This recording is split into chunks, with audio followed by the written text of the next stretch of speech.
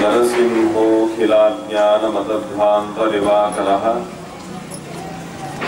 जयत्यमित सज्ञान सुखशक्तिपयोनिधिः लसतु श्रीमदानन्दतीर्थेन्दुर्नो हृदम्बरे यद्वचश्चन्द्रिका स्वान्तसन्तापं विलिखन्ति भवति यदनुभावात् एडमूकोऽपि वाग्मी जडमतिरविजन्तुर्जायते प्राज्ञमौलिः सकलवचनचेतो देवता भारती सा मम वचसि निधत्तां सन्निधिं मानसे च वन्दे विष्णुं नमामि श्रियमदशभुवं ब्रह्मवायुं च वन्दे गायत्रीं भारतीं तामपि गरुडमनन्तं भजे रुद्रदेवं देवीं वन्दे सुपर्णीं अहिपतिदयितां वारुणीमप्यमान्ताम् इन्द्रादीन् काममुख्यान् अविसकलसुरान् मद्गुरून् मद्गुरुश्च नमोऽस्तात्विका देवाः विष्णुभक्तिपरायणाः धर्ममार्गे प्रेरयन्तु भवन्तः सर्वैव वैष्णीमध्वादिपूज्यं रघुपतिगिरिपो व्याससिंहाश्ववक्त्रम् भक्त्या लक्ष्मीं विरिञ्चिं गुरुवरपवनं शारदेन्द्रेशपुत्रान् सत्यार्यान् श्रीहृषिकेश्वरवरसहितान् पद्मनाभान् जयादीन् वन्दे श्रीपादराजप्रहयघरघुपध्यानविद्वत्प्रियां च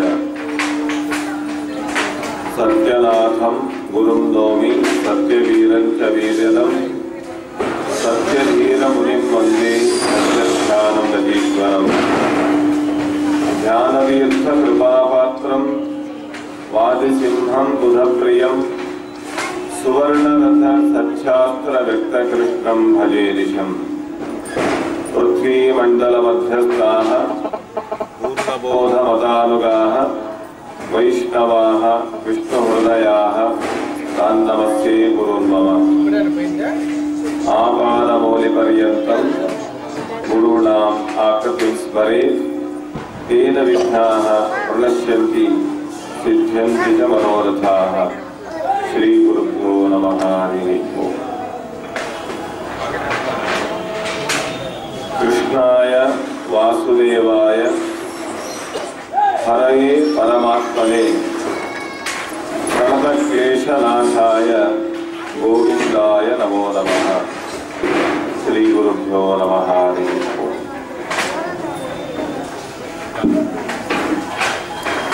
ಎಲ್ಲ ಆಧ್ಯಾತ್ಮಿಕ ಬಂಧುಗಳಿಗೆ ಹೃತ್ಪೂರ್ವಕವಾದಂತಹ ನಮನಗಳನ್ನು ಸಲ್ಲಿಸಿ ಅತ್ಯಂತ ಪವಿತ್ರವಾಗಿರುವಂತಹ ಕ್ಷೇತ್ರ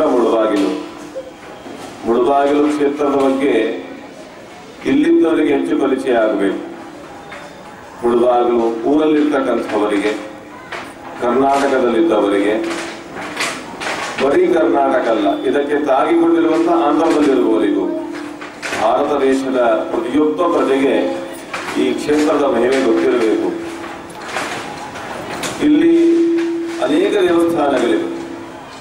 ಮುಳುಬಾಗಿಲು ಅಂದರೆ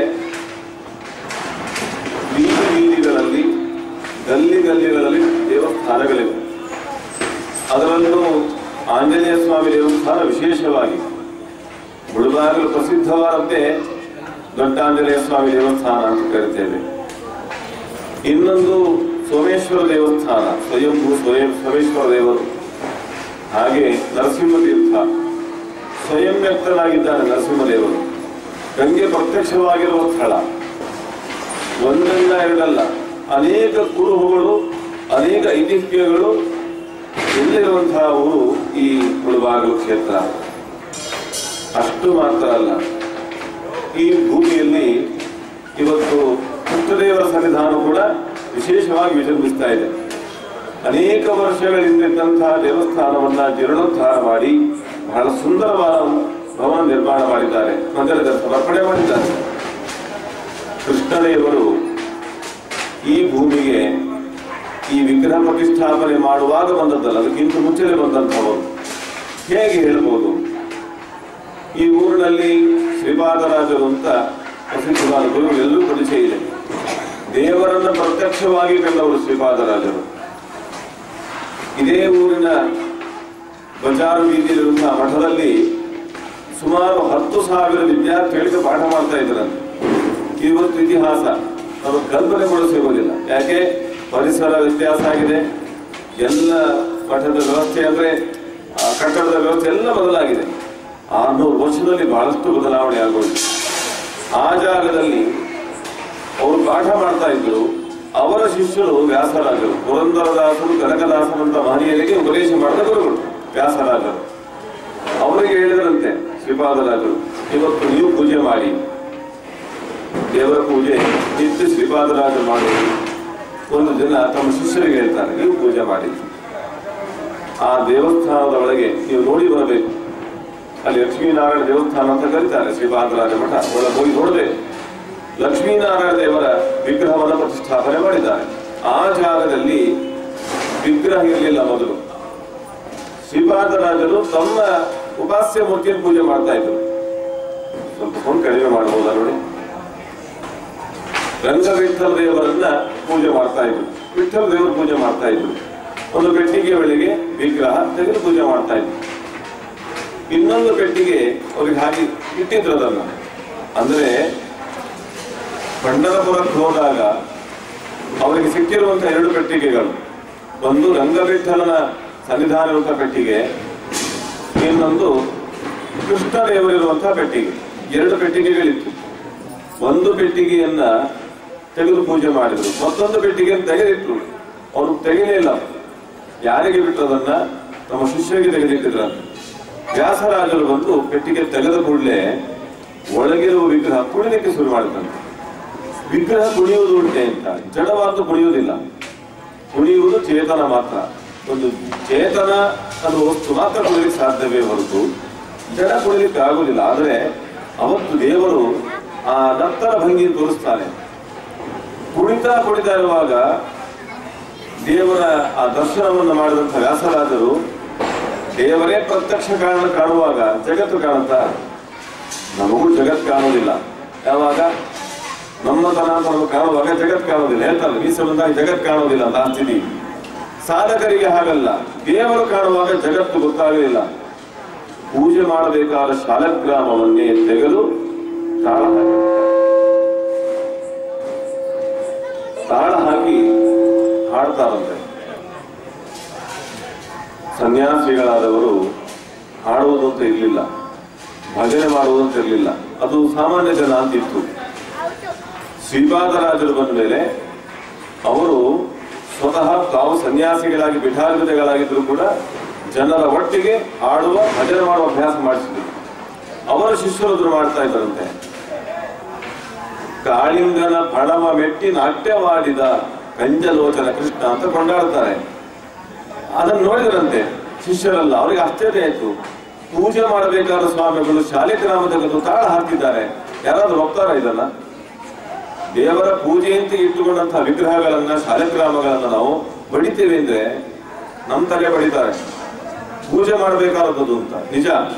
ಆದರೆ ಶ್ರೀಪಾದರಾಜರಿಗೆ ಶಿಷ್ಯರು ಬಂದು ಹೇಳಿದ್ರು, ನಿಮ್ಮ ಶಿಷ್ಯ ಹೀಗೆ ಮಾಡ್ತಿದ್ದಾರೆ. ಆ ಸಂದರ್ಭದಲ್ಲಿ ಶ್ರೀಪಾದರಾಜರು ಬಂದು ನೋಡ್ತಾರೆ. ಆ ಗರ್ಭಗುಡಿಯ ಒಳಗೆ ಒಂದು ಕಿಂಡಿ ಇದೆ, ನೋಡ್ಬೋದು. ನೋಡಿದ್ರೆ ಕೃಷ್ಣದೇವರು ನರ್ತನ ಮಾಡ್ತಾ ಇದ್ರಂತೆ. ಶ್ರೀಪಾದರಾಜರು ತಡಲಿಕ್ಕೆ ಆಗಲಿಲ್ಲ.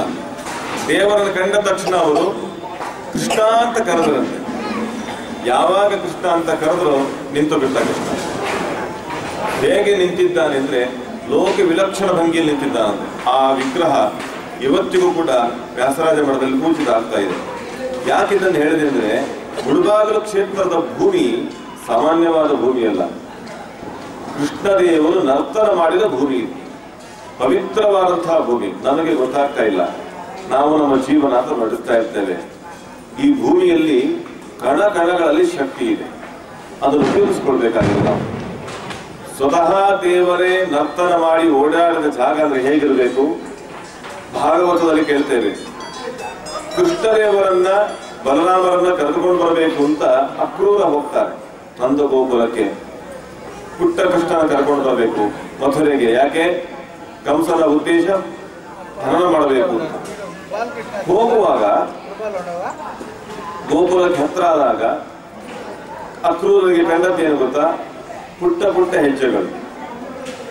ಹಾಗೆ ಇಂಥ ರಸ್ತೆಗಳಿರಲಿಲ್ಲ, ಎಲ್ಲ ಹಳ್ಳಿಗಾವಲು ಪ್ರದೇಶ, ಹುಲ್ಲುಗಾವಲು ಪ್ರದೇಶಗಳು. ಅಲ್ಲಿ ಪುಟ್ಟ ಪುಟ್ಟ ಹೆಜ್ಜೆಗಳು. ಆ ಹೆಜ್ಜೆಯಲ್ಲಿ ಚಿಹ್ನೆಗಳಿವೆ. ನಮ್ಮ ದೇವರ ಪಾದದಲ್ಲಿ ಚಿಹ್ನೆಗಳಿವೆ, ಶಂಖ, ಚಕ್ರ, ಧ್ವಜ, ವಜ್ರಾಂಕುಶ ಚಿಹ್ನೆಗಳಿವೆ. ಅದು ನೋಡಿದರಂತೆ ಇದು ಪುಟ್ಟ ಕೃಷ್ಣನ ಹೆಜ್ಜೆ ಅಂತ ಗೊತ್ತಾಗೋಯ್ತು. ಜಗನ್ನಿಯಾಮಕನಾದ ದೇವರೇ ಇಲ್ಲಿ ಓಡಾಡ್ತಿದ್ದಾನೆ ಅಂದ್ರೆ ನಾನು ಬಿಡಬಾರ್ದವನನ್ನ ಅಂತ ಹೇಳಿ ತಡಿಲಿಕ್ಕಾಗಿಲ್ಲ. ಪ್ರೀತಿ ಜಾಸ್ತಿ ಆಯ್ತು, ವ್ಯಕ್ತ ಆಯ್ತು, ಅದು ಹೊರಗೆ ಬರ್ತಾ ಇದೆ. ಮೈ ರೋಮಾಂಚನ ಆಯ್ತಂತೆ, ಕಂಠ ಗದ್ಗಲಿತ ಆಗೋಯ್ತು, ಕಣ್ಣಿಂದ ಆನಂದ ಬಾಷ್ಪ ಸುರಿತಾ ಇದೆ. ಎದ್ದು ನಿಂತುಕೊಂಡ್ರಂತೆ. ಸಂತೋಷ ಆದಾಗ ಹೀಗೆ ಇರುತ್ತೆ, ಕೂಡ್ಲಿಕ್ಕೆ ಆಗೋದಿಲ್ಲ, ನಿಂತು ಬಿಡ್ತಾರೆ, ಕುಡಿಲಿಕ್ಕೆ ಶುರು ಮಾಡ್ತಾರೆ. ನಮ್ದು ಸ್ವಲ್ಪ ಬೇರೆ ರೀತಿಯಲ್ಲಿ ನಿಂತಿರ್ಬೇಕು, ನಮಗೂ ಹಾಗಾಗತ್ತೆ ಬೇರೆ ವಿಷಯದಲ್ಲಿ. ಅಕ್ರೂರಿಗೆ ಹಾಗಾಗಲಿಲ್ಲ. ದೇವರ ವಿಷಯದಲ್ಲಿ ಉತ್ಕಟವಾದ ಬಯಕೆ ಬಂತು. ರಥದಿಂದ ಹಾರಿದಂತೆ. ರಥದಿಂದ ಹಾರಿದವರೇ ಎಲ್ಲಿ ದೇವರ ಪಾದಗಳು ಕಾಣ್ತಿತ್ತೋ ಅಲ್ಲಿ ಉರುಳುತ್ತಾ ಹೋದ್ರಂತೆ. ಎಷ್ಟು ಪ್ರೀತಿ ಇರಬೇಕು ಅವರಿಗೆ, ಬಹಳ ಶ್ರದ್ಧೆ. ಆ ಪಾದ ಎಲ್ಲೆಲ್ಲಿ ಹೋಗುತ್ತೋ ಅಲ್ಲೆಲ್ಲಿ ಉರುಳುತ್ತಾ ಹೋದ್ರಂತೆ, ಪಾದವನ್ನೇ ಅನುಸರಿಸಿಕೊಂಡು ಹೋದ್ರಂತೆ. ಎಲ್ಲಿ ಹೋಯ್ತು ಅಂದ್ರೆ ಯಾವುದೋ ಒಂದು ಮನೆಯಲ್ಲಿ ಹಟ್ಟಿಯಲ್ಲಿತ್ತಂತೆ ಪಾದ. ಅಂದ್ರೆ ದೇವರು ಸಾಯಂಕಾಲ ಹೊತ್ತಿಗೆ ಒಬ್ಬೊಬ್ಬ ಗೋಪಿಕಿಯರ ಮನೆಗೆ ಹೋಗಿ ಹೆಸಲ ಹಸುಗಳನ್ನು ಕಟ್ಟಿ ಕಟ್ಟಿ ಮನೆಗೆ ಹೋಗ್ತಿದ್ದಾನೆ. ಕೊನೆಗೆ ತನ್ನ ಮನೆಗೆ ಹೋಗೋಗಿ ನೀಲಾಂಬರಧಾರಿಯಾದ ಬಲರಾಮ, ಪೀತಾಂಬರಧಾರಿಯಾದ ಕೃಷ್ಣ. ಇದೇನು ವಯಸ್ಸಾದ ಕೃಷ್ಣ ರೂಪ ಅಲ್ಲ, ಬಾಲಕೃಷ್ಣ. ಇವತ್ತೇನು ದೇವಸ್ಥಾನ ನೋಡ್ತಿದ್ದೇವಲ್ಲ, ಪುಟ್ಟ ಬಾಲಕೃಷ್ಣ ರೂಪ. ಅದು ಎಲ್ಲರ ಮನೆಗೆ ಹೋಗಿ ಎಲ್ಲ ಹಸುಗಳನ್ನು ಅವರವರ ಮನೆಯಲ್ಲಿ ಕಟ್ಟಿ ಅದನ್ನ ನೇವಳಿಸಿ ನೀರು ಕುಡಿಸಿ ಹುಲ್ಲು ಹಾಕಿ ಮನೆಗೆ ಹೋಗ್ತಿದ್ದಂತೆ. ಇವರು ಹೋದಾಗ ಅಲ್ಲಿದ್ದ ಅಂತ ಕೃಷ್ಣದೇವರು ನಮಸ್ಕಾರ ಮಾಡ್ತಾರೆ ಪುಟ್ಟ ಕೃಷ್ಣನಿಗೆ, ಆಲಿಂಗನ ಮಾಡ್ಕೊಳ್ತಾರಂತ ದೇವರು. ಯಾಕೆ ಹೀಗೆ ಹೇಳ್ತಿದ್ದಾರೆ ಶುಕಾಚಾರ್ಯರು ಅಂದ್ರೆ, ದೇವರು ಓಡಾಡಿದ ಜಾಗ ಪವಿತ್ರವಾದದ್ದು, ಪವಿತ್ರವಾದ ಭೂಮಿ. ಓಡಾಡಿದ ಜಾಗ ಗೋಕುಲ ಪವಿತ್ರ, ಕೃಷ್ಣದೇವರು ನಡೆದಾಡಿದ ವೃಂದಾವನ ಪವಿತ್ರ, ಮಥುರೆ ಪವಿತ್ರ, ದ್ವಾರಕೆ ಪವಿತ್ರ, ನಮ್ಮ ಮುಳುಬಾಗಲು ಪವಿತ್ರ. ನಾವು ಅಂಥ ಜಾಗದಲ್ಲಿದ್ದೇವೆ, ಪವಿತ್ರವಾದ ಭೂಮಿಯಲ್ಲಿದ್ದೇವೆ. ನಮಗೆ ಅದರ ಬಗ್ಗೆ ಮಾಹಿತಿ ಮನಸ್ಸಿಗಿದ್ದಾಗ ಎಷ್ಟು ಭಾವನೆ ಬರುತ್ತೆ ಗೊತ್ತಾ? ಸಾಮಾನ್ಯವಾದ ಭೂಮಿಯಲ್ಲ ಇದು. ನಾವಿರುವ ಜಾಗ ಯಾವುದಂದ್ರೆ ನಮ್ಮ ಕೃಷ್ಣ ನರ್ತನ ಮಾಡಿದ ಭೂಮಿ ಇದು. ಬರೀ ಗೋಕುಲ ವೃಂದಾವನ ಮಥುರೆ ಮಾತ್ರ ಅಲ್ಲ, ಈ ಭೂಮಿಯಲ್ಲಿ ನರ್ತನ ಮಾಡಿದ್ದಾನೆ. ಹಾಗಾದರೆ ಕುಣಿಸಿದ ವ್ಯಾಸರಾಜರಂತೆ ನಾವು ಅವರ ದಾರಿಯಲ್ಲಿ ಅವನು ಕುಣಿಸ್ಲಿಕ್ಕೆ ಪ್ರಯತ್ನ ಮಾಡಬೇಕು. ಕುಣಿಯೋದ್ರಲ್ಲಿ ಓಡೋಬಿಟ್ರೆ ಕಷ್ಟ ಅಲ್ವಾ? ಅವನನ್ನ ಇಲ್ಲಿ ನಿಲ್ಲುವಂತೆ ಮಾಡಬೇಕು. ಅದಕ್ಕೆ ಪ್ರಾಚೀನರು ನಿರಂತರ ನಾವು ಸಂಕೀರ್ತನೆ ಮಾಡ್ತಾ ಇದ್ರು. ನಾನು ಈ ಮುಳುಬಾಗಿಲಿಗೆ ಬಂದ ಹೊಸ್ತರಲ್ಲಿ ನೋಡಿದ್ದೇನೆ, ಅನೇಕ ದೇವಸ್ಥಾನಗಳಲ್ಲಿ, ಅನೇಕ ಭಜನಾ ಮಂದಿರಗಳಲ್ಲಿ ನಿರಂತರ ಭಜನ ಸಂಕೀರ್ತನೆ. ತತ್ರಾಪಿ ರಾಮನವಮಿ ವಿಶೇಷ, ಶಿವರಾತ್ರಿ ಸಮಯದಲ್ಲಿ ನಿರಂತರ ನಾವು ಸಂಕೀರ್ತನೆ ಮಾಡೋದು ನೋಡಿದ್ದೇನೆ. ಹಬ್ಬ ಹರಿದಿನಗಳಲ್ಲಿ, ಸಂಕ್ರಾಂತಿ ಇತ್ಯಾದಿಗಳು ಮಾಡೋದು ನೋಡಿದ್ದೇನೆ. ಯಾಕೆ ಮಾಡ್ತಿದ್ರು ಅಂದ್ರೆ, ಎಲ್ಲಿ ಭಗವನ್ನಾಮ ಸಂಕೀರ್ತನೆ ಆಗುತ್ತೋ ಅಲ್ಲಿ ಭಗವಂತ ಇರ್ತಾನೆ. ಒಮ್ಮೆ ಕೇಳ್ತಾರೆ, ನಾನು ಸ್ವಾಮಿ ನಿನ್ನ ಹುಡುಕಿ ಎಲ್ಲಿ ಹುಡುಕಿ ಬರ್ಲಿ, ನಾನು ನಿನ್ನನ್ನು ಹುಡುಕ್ಬೇಕು, ನಾನು ಎಲ್ಲಿದ್ದೀನು ಹುಡುಕಿ ಬರ್ಲಿ ಅಂತ ಕೇಳ್ತಾರೆ. ಅದಕ್ಕೆ ದೇವರು ಹೇಳ್ತಾನೆ, ನೀನು ನನ್ನ ಹುಡುಕು, ನಾನು ಎಲ್ಲಿ ಹುಡುಕ್ಬೇಕು ಅಂದ್ರೆ ಇಂತಹ ಜಾಗದಲ್ಲಿ ಒಂದು ವಿಳಾಸ ಕೊಡ್ತಾನೆ, ಅಡ್ರೆಸ್. ಎಲ್ಲಿ ಹುಡುಕ್ಬೇಕು ಅಂತಂದ್ರೆ ದೇವರು ಹೇಳಿದ, ಅವ್ರು ಕೇಳಿದ್ರು, ನೀನು ಧ್ಯಾನ ಮಾಡುವ ಯೋಗಿಗಳ ಹೃದಯದಲ್ಲಿ ಇರ್ತೀಯಾ ಅಂತ ಕೇಳಿದ್ರು. ಧ್ಯಾನ ಮಾಡ್ತಿರ್ತಾರಲ್ಲ ಅವ್ರು ಏಕ ಮನಸ್ಸಿನಿಂದ, ಏಕೋಭಾವದಿಂದ ದೇವರನ್ನೇ ಚಿಂತನೆ ಮಾಡ್ತಿರ್ತಾರೆ. ಹಾಗಾದ್ರೆ ದೇವರೆಲ್ಲಿದ್ದಾನೆ ಅಂದ್ರೆ ಜ್ಞಾನಿಗಳ ಹೃದಯ ಭಾಗದಲ್ಲಿದ್ದಾನೆ. ಅವರು ಮನಸ್ಸು ಚಿಂತನೆ ಮಾಡ್ತಿರ್ತಾರೆ. ಹಾಗಲ್ಲಿ ಬಂದು ಹುಡುಕ್ಲ ಅಂದ್ರೆ ದೇವರು ಹೇಳ್ತಾನೆ, ಅವರು ಧ್ಯಾನ ಮಾಡ್ತಿರ್ತಾರೆ, ನಾನು ಅಲ್ಲಿರೋದಿಲ್ಲ. ಅವ್ರು ನನ್ನನ್ನೇ ಧ್ಯಾನ ಮಾಡ್ತಿರ್ತಾರೆ, ಆದ್ರೆ ನಾನು ಅಲ್ಲಿರೋದಿಲ್ಲ. ಹಾಗಾದ್ರೆ ಹೋಮ ಮಾಡ್ತಿರ್ತಾರಲ್ಲ, ಹೋಮ ಮಾಡುವ ಅಗ್ನಿಯ ಒಳಗಿರ್ತೀಯ? ನಿಜವಾಗಿ ಅಲ್ಲಿರ್ತೇನೆ. ಜ್ಞಾನಿಗಳು ಧ್ಯಾನ ಮಾಡುವಾಗ ಅಲ್ಲಿರ್ತೇನೆ, ನಾನು ಹೋಮ ಮಾಡುವಾಗ ಅಲ್ಲಿರ್ತೇನೆ. ಆದರೆ ಎಲ್ಲಿಯಾದರೂ ನನಗೆ ಭಜನ ಸಂಕೀರ್ತನೆ ಕೇಳಿಬಿಟ್ರೆ ಅಲ್ಲಿ ನೋಡಿ ಹೋಗ್ಬಿಡ್ತೇನೆ. ಅಂದ್ರೆ ಅರ್ಥ ಏನು? ಹೋಮ ಮಾಡುವ ಸಂದರ್ಭದಲ್ಲಿ ಇದ್ದ ದೇವರು ಅಲ್ಲಿರ್ತಾನೆ, ಆದರೆ ತನ್ನ ಭಕ್ತರು ಸಂಕೀರ್ತನೆ ಶುರು ಮಾಡಿದರೆ ಇಲ್ಲಿಂದ ಅಲ್ಲಿಗೆ ಹೋಗ್ತಾನೆ, ಅಲ್ಲಿ ಶಿಫ್ಟ್ ಆಗ್ತಾನೆ. ಧ್ಯಾನಕ್ಕೆ ಕೂತಾಗ ಜ್ಞಾನಿಗಳು ಅಲ್ಲಿ ದೇವರು ಇರ್ತಾನೆ. ಸುಮ್ಮನೆ ಧ್ಯಾನ ಮಾಡೋ, ಸುಮ್ಮನೆ ಕೊಡಲ್ಲ, ಅವರು ನಿರಂತರ ಧ್ಯಾನ ಮಾಡ್ತಾ ಇರ್ತಾರೆ. ಆದರೆ ಈ ಧ್ಯಾನಕ್ಕಿಂತ ತುಂಬಾ ಇಷ್ಟ ಬರುತ್ತವನಿಗೆ ಸಂಕೀರ್ತನೆ. ಹಾಗಾದ್ರೆ ದೇವರನ್ನು ಎಲ್ಲಿ ಹುಡುಕಬೇಕು ನಾವು? ಎಲ್ಲಿದ್ದಾನೆ ದೇವರು ಅಂದರೆ ಎಲ್ಲಿ ಸಂಕೀರ್ತನೆ ಆಗುತ್ತೋ ಅಲ್ಲಿರ್ತಾನೆ. ಹಾಗಾಗಿ ಈ ಪ್ರಾಂತದಲ್ಲಿ ನಿರಂತರ ಸಂಕೀರ್ತನೆಯ ಒಂದು ಪರಿಣಾಮವನ್ನು ಕೊಟ್ಟರು. ಅದರ ಹಿಂದೆ ಭಗವನ್ನಾಮ ಸಂಕೀರ್ತನೆಯಿಂದ ಪಾಪ ಉಪಶಮನ, ಭಗವನ್ನಾಮ ಸಂಕೀರ್ತನೆಯಿಂದ ಪರಿಸರ ಶುದ್ಧಿ, ಭಗವನ್ನಾಮ ಸಂಕೀರ್ತನೆಯಿಂದ ಭಗವತ್ ಸನ್ನಿಧಾನ ಜಾಗೃತ ಆಗಿ ಇವತ್ತಿಗೂ ಕೂಡ ನೀವು ದ್ವಾರಕೆ ನೋಡ್ಕೊಂಡು ಬನ್ನಿ. ದ್ವಾರಕೆ, ಮಥುರೆ ಮತ್ತು ಅಯೋಧ್ಯೆ ಇತ್ಯಾದಿಗಳಲ್ಲಿ ಅಖಂಡ ನಾಮ ಸಂಕೀರ್ತನೆ 24 ಗಂಟೆ ನಡೀತಾನೆ ಇರ್ತದೆ, ನೋಡಿರ್ತೀವಿ ನೀವು ಎಲ್ಲ ಕಡೆ. ಹಾಗಾಗಿ ದೇವರ ನಿಲ್ಲಿಸಲಿಕ್ಕೆ ಏನು ಮಾಡಬೇಕು ಅಂದ್ರೆ ಪ್ರತಿಷ್ಠಾಪನೆ ಹೇಗೆ ಮಾಡಬೇಕು ಅದೇ ರೀತಿ ಭಗವನ್ನಾಮ ಸಂಕೀರ್ತನ ಮಾಡಬೇಕು. ಈಗ ಕೃಷ್ಣದೇವರನ್ನ ಇಲ್ಲಿ ಪ್ರತಿಷ್ಠಾಪನೆ ಮಾಡಿದ್ರು, ಜೀರ್ಣೋದ್ಧಾರ ಮಾಡಿದರು. ಇಲ್ಲಿ ಮಾತ್ರ ಮಾಡಿದ್ರೆ ಸಾಕೆ? ಹೌದು, ಪಾಠ ಸಾಕು ಇಲ್ಲಿ ಮಾಡಿದ್ದಾರೆ. ನಾವು ಮಾಡಬೇಕಲ್ವಾ? ಎಲ್ಲಿ ಮಾಡಬೇಕು? ಆ ಕೃಷ್ಣದೇವರು ಇಲ್ಲಿ ಕೂಡಿಸ್ಕೊಳ್ಬೇಕು. ನಾವು ಕೂಡಿಸ್ಕೊಳ್ಬೇಕಾದ್ರೆ ಅವನು ಬರ್ಲಿಕ್ಕೆ ಹೇಳ್ಬೇಕಾಗಿಲ್ಲ. ಇದ್ದವನ ಗಟ್ಟಿ ಕೂಡಿಸಿದ್ರೆ ಸಾಕಷ್ಟೇ. ಅವನು ಇಲ್ಲೇ ಇದ್ದಾನೆ, ಒಳಗೆ ಇದ್ದಾನೆ, ಇದ್ದದ್ದು ನೆನೆಸ್ಕೊಳ್ಬೇಕಾಗಿದೆ. ಅದಕ್ಕೋಸ್ಕರವಾಗಿ ಹೇಳಿದ್ರು, ನಿತ್ಯ ಕೃಷ್ಣದೇವರ ನೆನೆಸಿ ಕೃಷ್ಣ ಕೃಷ್ಣ ಕೃಷ್ಣ ಎಂದು 3 ಬಾರಿ ನೆನೆಯಿರು. ಸಂತುಷ್ಟನಾಗಿ ಮುಕುತಿಗೊಟ್ಟು ಮಿಕ್ಕ ಭಾರ ಹೊರುವನು. ಕೃಷ್ಣ ಕೃಷ್ಣ ಕೃಷ್ಣ ಎಂದು 3 ಬಾರಿ ನೆನೆಯಿರು. 3 ಸತಿ ಹೇಳ್ಬೇಕಂತೆ, ಕೃಷ್ಣ ಕೃಷ್ಣ ಕೃಷ್ಣ ಅಂತ. ಯಾಕೆ ಹೇಳಬೇಕು? ನಮಗೆ ಕೃಷ್ಣ ಅನ್ಲಿಕ್ಕೆ ಕಷ್ಟ. 1 ಸರ್ತಿ ಕೃಷ್ಣ ಅನ್ನೋದೇ ಕಷ್ಟ, 3 ಸರ್ತಿ ಹೇಳೋದು ಹೇಗೆ ಅಂತ. 3 ಸರ್ತಿ ಹೇಳುವ ಉದ್ದೇಶ ಏನು? ಕೃಷ್ಣ ಶಬ್ದಕ್ಕೆ ಅರ್ಥ ಏನು? ನಮಗೆ ಕೃಷ್ಣ ಅಂದ್ರೆ ಕಪ್ಪು ಬಣ್ಣದವನು, ಕೃಷ್ಣ ಅಂದ್ರೆ ಆಕರ್ಷಣೀಯ, ತುಂಬಾ ಆಕರ್ಷಣೆ ಮಾಡ್ತಕ್ಕಂಥವನು ಅಂತ ಅರ್ಥ ಆಗುತ್ತೆ. ನಿಜ, ಅದ್ಯಾವುದು ಸುಳ್ಳಲ್ಲ. ನೀಲಮೇಘ ಶ್ಯಾಮನಾದ ಅತ್ಯಂತ ಸುಂದರನಾದವನು ಶ್ರೀಕೃಷ್ಣ ಅನ್ನೋದು ನಿಜ. ಆದರೆ ಕೃಷ್ಣ ಶಬ್ದಕ್ಕೆ ಅರ್ಥ ಏನು? ಯಾಕೆ ಅವನು ಭೂಮಿಗೆ ಬರಬೇಕಾಗಿತ್ತು? ವೈಕುಂಠದಲ್ಲಿದ್ದು ವಿರಾಜಮಾನನಾದ ದೇವರು ಭೂಮಿಗೆ ಬಂದು ಎಲ್ಲ ಗೋಪಾಲಕರ ಒಟ್ಟಿಗೆ ವಿಹಾರ ಮಾಡಿಕೊಂಡು ಎಲ್ಲ ಗೋವುಗಳನ್ನು ಪಾಲನೆ ಮಾಡ್ತಾ. ಯಾರಾದ್ರೂ ಹಾಗೆ ಮಾಡ್ತಾರ? ಒಂದು ದೊಡ್ಡ ಸ್ಥಾನದಲ್ಲಿದ್ದವರು ಕೆಳಗೆ ಇಳಿದು ಬರ್ತಾರ? ಇಲ್ಲ, ಅದಕ್ಕೆ ಬೇರೆಯವರು ಕಳಿಸ್ತಾರೆ. ಅಲ್ಲ, ನೀವು ಮೊದಲು ಈ ಕೆಲಸ ಮಾಡ್ತಾ ಇದ್ದೆ, ಅವತ್ತು ಮಾಡ್ತಾ ಇದ್ದೆ, ಇವತ್ತಲ್ಲ ಅಂತಾರೆ. ಹೌದಾ? ಹಿಂದೆ ಒಂದು ಸಣ್ಣ ಕೆಲಸ ಮಾಡ್ತಾ ಇದ್ದವರು ದೊಡ್ಡ ಸ್ಥಾನಕ್ಕೆ ಬಂದ ಮೇಲೆ ಆ ಚಿಕ್ಕ ಕೆಲಸ ಮಾಡ್ತಾರ? ಅವರು ಹೇಳ್ತಾರೆ, ನಾನು ಈ ಕೆಲಸ ಮಾಡ್ತಿದ್ದೆ, ಈಗ ದೊಡ್ಡ ಸ್ಥಾನಕ್ಕೆ ಬಂದಿದ್ದೀನಿ ಅಂತ. ಆದರೆ ದೊಡ್ಡ ಸ್ಥಾನಕ್ಕೆ ಬಂದ ಮೇಲೆ ಕೂಡ ಆ ಕೆಲಸ ಮಾಡ್ಲಿಕ್ಕೆ ಹೋಗುದಿಲ್ಲ. ಯಾಕೆ? ಇನ್ನೊಬ್ಬರು ಕಲಿಸ್ತಾರೆ. ನಮ್ಮ ದೇವರು ಹಾಗಲ್ಲ. ಅವನು ದೊಡ್ಡ ಸ್ಥಾನದಲ್ಲಿದ್ದಳು ಚಿಕ್ಕ ಸ್ಥಾನದ ಕೆಲಸವನ್ನೇ ಮಾಡ್ತಾನೆ. ಗೋಪಾಲಕರೊಟ್ಟಿಗೆ ಕೆಲಸ ಮಾಡ್ತಾನೆ. ಯಾಕೆ? ನನಗೆಲ್ಲವೂ ಒಂದೇ. ಜಗತ್ತನ ಪರಿಪಾಲನೆಯು ಗೋವುಗಳ ಪಾಲನೆಯು ಒಂದೇ ನನಗೆ. ಯಾಕೆ? ಎಲ್ಲರೂ ಸಮಾನ ನನಗೆ. ಹಾಗೆ ಯೋಚನೆ ಇಲ್ಲ ಅಂತ ದೇವರಷ್ಟು ಪ್ರೀತಿಯಲ್ಲಿ ಬಂದ. ಹೆಸರೇನು ಅವನಿಗೆ? ಕೃಷ್ಣ ಅಂತ ಕೊಟ್ಟು. ಈ ಕೃಷ್ಣ ಶಬ್ದದ ಅರ್ಥವನ್ನು ತಿಳ್ಕೊಂಡು ಬಿಟ್ರೆ ಪ್ರಾಯ ನಮ್ಮೆಲ್ಲ ಸಮಸ್ಯೆ ಪರಿಹಾರವಾಗುತ್ತೆ. ಕೃಷ್ಣ ಅಂದ್ರೆ ಏನು? ಆಕರ್ಷಣೆ, ಕಪ್ಪು, ಇನ್ನೊಂದು ಅರ್ಥದಲ್ಲಿ ಕಳ್ಳ ಅಂತ ಅರ್ಥ ಇದೆ ಅಲ್ವಾ? ನಮ್ಮಲ್ಲಿ ಅನೇಕ ಅರ್ಥ ಕೊಡುವುದುಂಟು. ನಾವು ಒಳ್ಳೊಳ್ಳೆ ಶಬ್ದಕ್ಕೆ ಒಳ್ಳೊಳ್ಳೆ ಕೆಟ್ಟ ಕೆಟ್ಟ ಅರ್ಥ ಕೊಡ್ತೇವೆ. ನಾವು ಕೃಷ್ಣ ಅಂದ್ರೆ ಕಳ್ಳ ಅಂತ ಅರ್ಥ ಮಾಡ್ತೇವೆ. ಆದರೆ ಕೃಷ್ಣ ಶಬ್ದದ ಅರ್ಥ ಕೃಷಿರ್ ಭೂಮಿ ಸಮುದ್ದಿಷ್ಟ ನಷ್ಟ ನಿರ್ವೃತಿ ವಾಚಕ. ತುಂಬಾ ಸುಲಭ. ಕೃಷ್ಣ ಅಂತ ಶಬ್ದ ಇರೋದು. ಕೃಷ ನ ಎರಡು ಸೇರಿದ್ರೆ ಕೃಷ್ಣ ಅಂತ ಆಗಿದೆ. ಕೃಷ್ ಅಂದ್ರೆ ಏನು? ಕರ್ಷಣೆ ಮಾಡುವುದು. ಕರ್ಷಣೆ ಅಂದ್ರೆ ಉಳುವುದು. ನೇಗಿಲನ್ನು ಹೊತ್ತು ಉಳುವುದಿದೆಯಲ್ಲ, ಅದನ್ನ ಕೃಷಿ ಅಂತ ಕರೀತಾರೆ. ಕೃಷಿ ವಲಯ, ಕೃಷಿ ಭೂಮಿ, ಕೃಷಿ ಪ್ರದೇಶ ಅಂತ ಕರಿತೇವೆ. ಕರ್ಷಣೆ, ಉಳುವಿಕೆ. ಎಲ್ಲಿ ಉಳ್ತೇವೆ ಅದನ್ನ ಕೃಷಿ ಅಂತ ಕರೀತಾರೆ. ಕೃಷ್ ಅಂದ್ರೆ ಏನು? ಭೂಮಿ. ಕೃಷಿ ಅಂದ್ರೆ ಭೂಮಿ. ನಾನು ಒಂದು ಅಕ್ಷರ, ಏಕಾಕ್ಷರ ಕೋಶ ಅಂತ ಇದೆ ನಮ್ಮ ದೇಶದಲ್ಲಿ. ಈಗ ಸಿಗೋದಿಲ್ಲ, ಪ್ರಾಚೀನ ಉಳಿಕೆಗೊಂಡಿದ್ದಾರೆ. ಏಕಾಕ್ಷರ ಕೋಶ, ಒಂದೊಂದು ಅಕ್ಷರಕ್ಕೆ ಒಂದೊಂದು ಅರ್ಥ ಇದೆ, ವಿಶೇಷವಾದ ಅರ್ಥ ಇದೆ. ಹಾಗೆ ನ ಎನ್ನುವ ಅಕ್ಷರಕ್ಕೆ ಏನರ್ಥ? ಆನಂದ ಅಂತ ಅರ್ಥ. ಕೃಷಿ ಅಂದ್ರೆ ಭೂಮಿ, ನ ಅಂದ್ರೆ ಆನಂದ. ಎರಡು ಸೇರಿಸಿದ್ರೆ ಭೂಮಿ ಆನಂದ ಅಂತ ಇದೆ. ಏನು ಹಾಗಂದ್ರೆ ಅಂದ್ರೆ ಈ ಭೂಮಿಯ ಭಾರವನ್ನ ಕಡಿಮೆ ಮಾಡಿ ಭೂಮಿಗೆ ಆನಂದವನ್ನು ಕೊಟ್ಟವನಾದ್ದರಿಂದ ಕೃಷ್ಣ ಅಂತ ಹೆಸರು. ಕೃಷ್ಣ ಕಥೆ ಗೊತ್ತಲ್ಲ ನಮಗೆ. ಪ್ರಾರಂಭ ಹೇಗಾಗುತ್ತೆ? ಭೂಮಿಯ ಮೇಲೆ ಭಾರ ಜಾಸ್ತಿಯಾಗಿದೆ, ಕಡಿಮೆ ಆಗಬೇಕು ಅಂತ ಭೂದೇವಿ ಹೋಗಿ ಪ್ರಾರ್ಥನೆ ಮಾಡ್ತಾರೆ. ಗೋರೂಪದಲ್ಲಿ ಹೋಗಿ ಸಮುದ್ರದಲ್ಲಿ ಪ್ರಾರ್ಥನೆ ಮಾಡಿದಕ್ಕೆ ದೇವರು ನಾನು ಅವತಾರ ಮಾಡ್ತೇನೆ ಅಂತಂದ.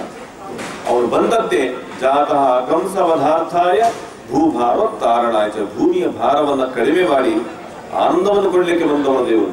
ಭೂಮಿಯ ಭಾರ ಅಂದ್ರೆ ಏನು? ಇರುವ ಗುಡ್ಡ ಪರ್ವತ ಕಳೆದು ಹಾಕುವುದಾ?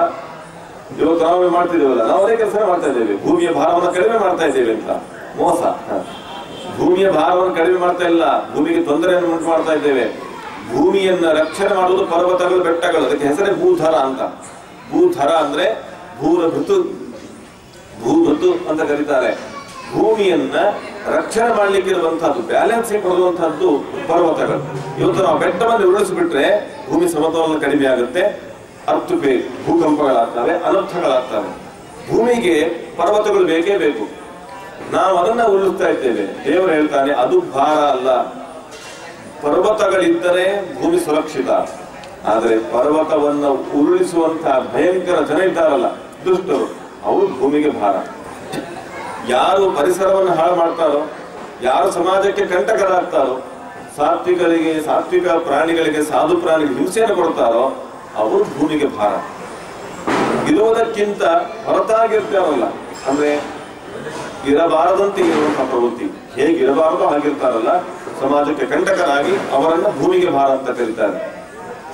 ಆ ಭೂಮಿಗೆ ಭಾರರಾದ ರೈತರನ್ನ, ದೌರ್ಜನ್ಯವನ್ನ ಉಪಶಮನ ಮಾಡಬೇಕು ಅಂತ ದೇವರು ಭೂಮಿಗೆ ಬಂದ. ಹಾಗಾದ್ರೆ ಮನಸ್ಸಿಗೆ ನಾವು ತಗೊಳ್ಬೇಕಾದ ಅಂಶ ಏನಂತಂದ್ರೆ ಭೂಭಾರ, ಭೂಮಿಯಲ್ಲಿ ಹೆಚ್ಚಾದಂತಹ ದೌರ್ಜನ್ಯವನ್ನ ಕಡಿಮೆ ಮಾಡಿ ಸಾತ್ವಿಕ ಕುಲಕ್ಕೆ ರಕ್ಷಣೆ ಮಾಡಲಿಕ್ಕೆ ಬಂದ ದೇವರಾದ್ದರಿಂದ, ಜೊತೆಗೆ ಭಾರವನ್ನು ಕಡಿಮೆ ಮಾಡಿ ಆನಂದ ಕೊಟ್ಟದ್ರಿಂದ ಕೃಷ್ಣ ಅಂತ ಕರೀತಾರೆ. ಈಗ ನಮಗೆ ಭಾರ ಇದೆ, ಭಾರ ಹೊತ್ಕೊಂಡಿರ್ತೇವೆ ನಾವು.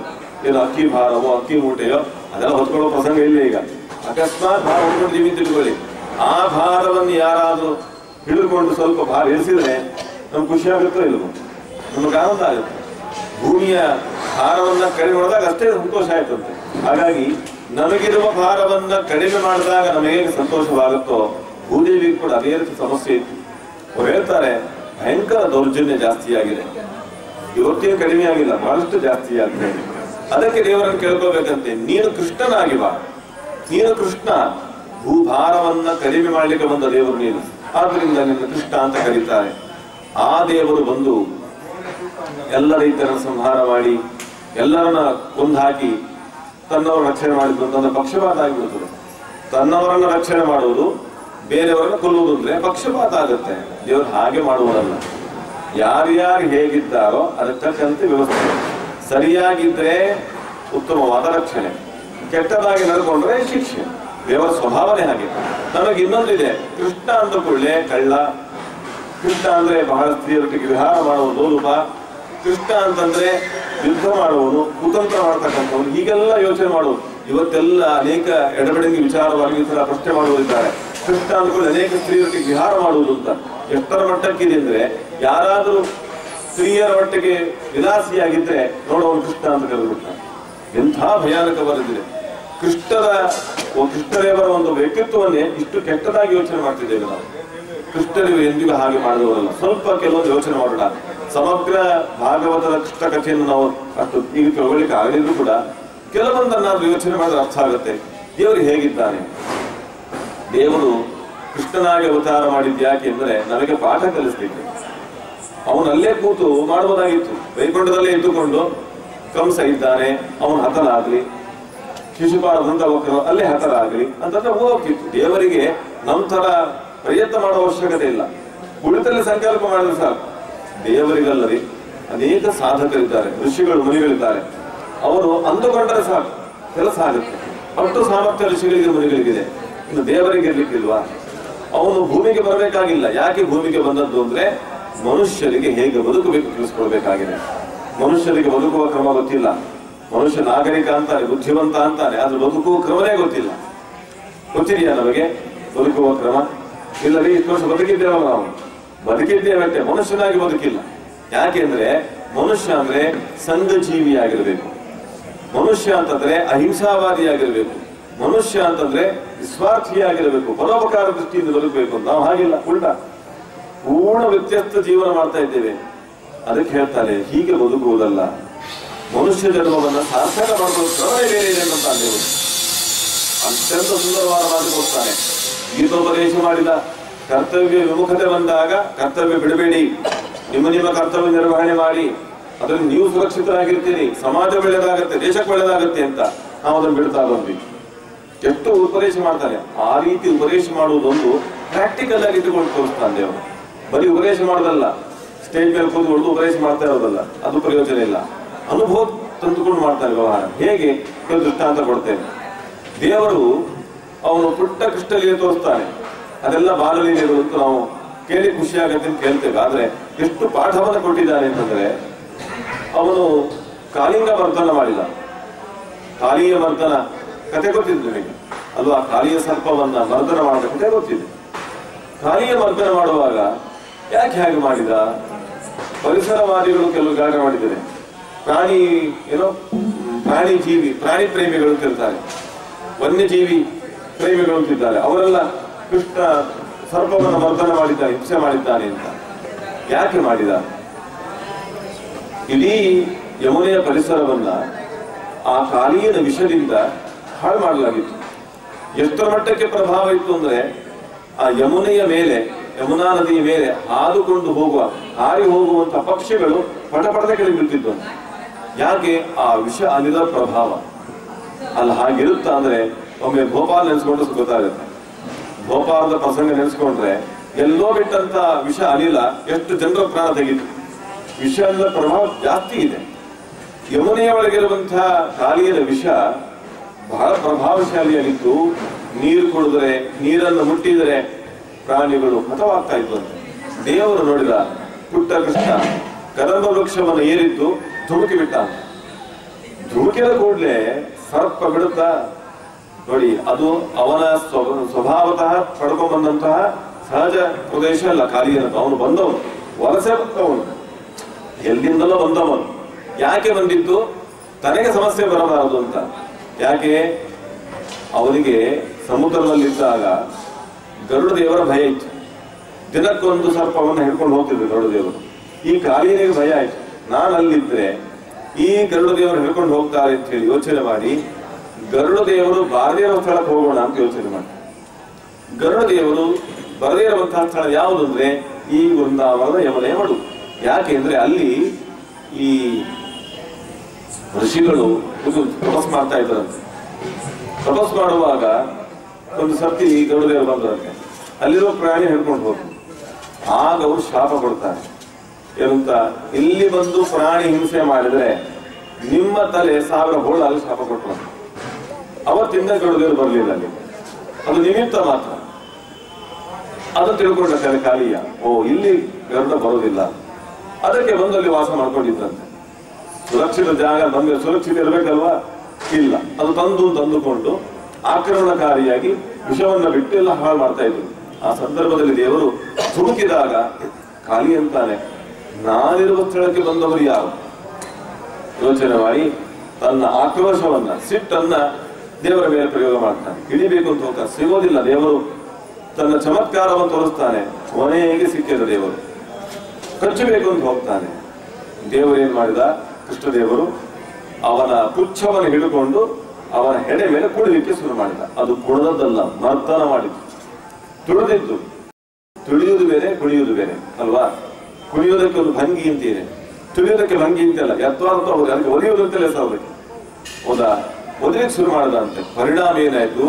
ಕಾಳಿಯನ ಒಳಗಿರುವಂತಹ ವಿಷ ಹೊರಗೆ ಬರುವುದಿರಲಿ, ರಕ್ತ ಕೂಡ ಹೊರಗೆ ಬಂತ, ತಡಿಲಿಕ್ಕೆ ಆಗ್ಲಿಲ್ಲ. ಆಗ ದೇವತೆಗಳು ಬಂದರು, ಪುಷ್ಪವೃಷ್ಟಿ ಮಾಡಿದರು, ಗಂಧರ್ವರು ಒಂದು ಗಾನ ಮಾಡ್ತಾರೆ, ಅಪ್ಸರೆಯರು ನರ್ತನವನ್ನು ಮಾಡ್ತಾರೆ. ತುಂಬಾ ಸಂತೋಷದಾಯಕ ಸಂಗತಿ ಅದು. ನಂದಗೋಪ ಯಶೋಧಾರೆಗಳಿಗೆ ಭಯ ಆಯ್ತಂತೆ, ಇದೇನು ವಿಚಿತ್ರ, ಪುಟ್ಟ ಮಗು ನೀರಲ್ಲಿ ಧುಮುಕಿ, ಅದು ವಿಷಪೂರಿತವಾದಂತಹ ಆವಿದೆಯಲ್ಲಿ ಹೇಗೆ ಅಂತ. ಆದರೆ ದೇವರು ನರ್ತನ ಮಾಡ್ತಿರ್ಬೇಕಾದ್ರೆ ಎಲ್ಲರೂ ಬಂದು ಸ್ತೋತ್ರ ಮಾಡುವಾಗ ಆಶ್ಚರ್ಯ ಆಯ್ತು ಅವರಿಗೆ. ನಮಗಿಷ್ಟು ಕಥೆ ಗೊತ್ತಿದೆ. ಕೃಷ್ಣದೇವರು ನರ್ತನ ಮಾಡಿದರು, ಪುಟ್ಟ ಕೃಷ್ಣ ಕಾಳಿಯನ ಮರ್ದನ ಮಾಡಿದ. ಕಾಳಿಂಗ ಮರ್ದನ ಕೃಷ್ಣ ಅಂತ ಗೊತ್ತಿದೆ. ಆದ್ರೆ ಏನು ಪಾಠ ಇದೆ ಅದರಲ್ಲಿ? ಚಿತ್ರ ನೋಡ್ತೇವೆ ನಾವು. ಚಿತ್ರದಲ್ಲಿ ಹೇಗಿರುತ್ತೆ? ಪುಚ್ಛವನ್ನ, ಬಾಲವನ್ನು ಹಿಡ್ಕೊಂಡಿದ್ದಾನೆ ದೇವರು, ನರ್ತನ ಮಾಡ್ತಾ ಇದ್ದಾನೆ. ಯಾಕೆ ಬಾಲ ಹಿಡ್ಕೊಂಡ? ನಮಗೇನೋ ನರ್ತನ ಭಂಗಿ ಇರಬೇಕು ಅಥವಾ ಬ್ಯಾಲೆನ್ಸ್ ಹಿಡ್ಕೊಂಡಿದ್ದಾನ? ನಮ್ ಯೋಚನೆ ಹಾಗಿರುತ್ತೆ. ಹೇಳ್ತಾರೆ, ಇಲ್ಲ.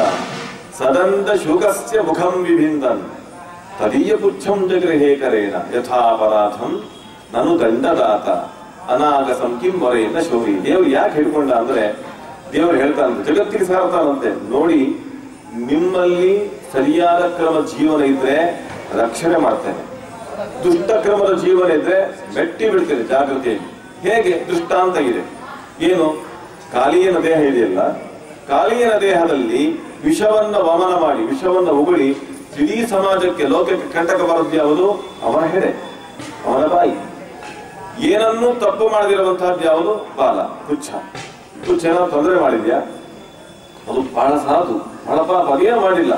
ಅದಕ್ಕೆ ಏನನ್ನೂ ತಪ್ಪು ಮಾಡದಿರತಕ್ಕಂಥ, ಯಾವ ತಪ್ಪನ್ನು ಮಾಡದಿರುವಂತಹ ಪುಚ್ಛವನ್ನ ಎತ್ತಿ ಹಿಡಿದಂತೆ ತಪ್ಪು ಮಾಡಿದಂಥ ವಿಷವನ್ನು ಉಗುಳಿ ತಪ್ಪು ಮಾಡಿದಂಥ ಹೆಡೆಯನ್ನ ಮರ್ದನ ಮಾಡಿಬಿಟ್ಟಂತೆ. ನಮಗೆ ಹೇಳ್ತಾನೆ ದೇವರು, ನೀವು ತಪ್ಪು ಮಾಡಿದ್ರೆ ಮೆಟ್ಟಿ ಬಿಡ್ತೇನೆ, ನಿರಪರಾಧಿಗಳಾದ್ರೆ ಎತ್ತಿ ಹಿಡಿತೇನೆ. ನಮ್ಮ ದೇವರ ಅನುಗ್ರಹ ಕ್ರಮ ಹಾಗೆ, ಪಾಠ ಕ್ರಮ ಹಾಗೆ.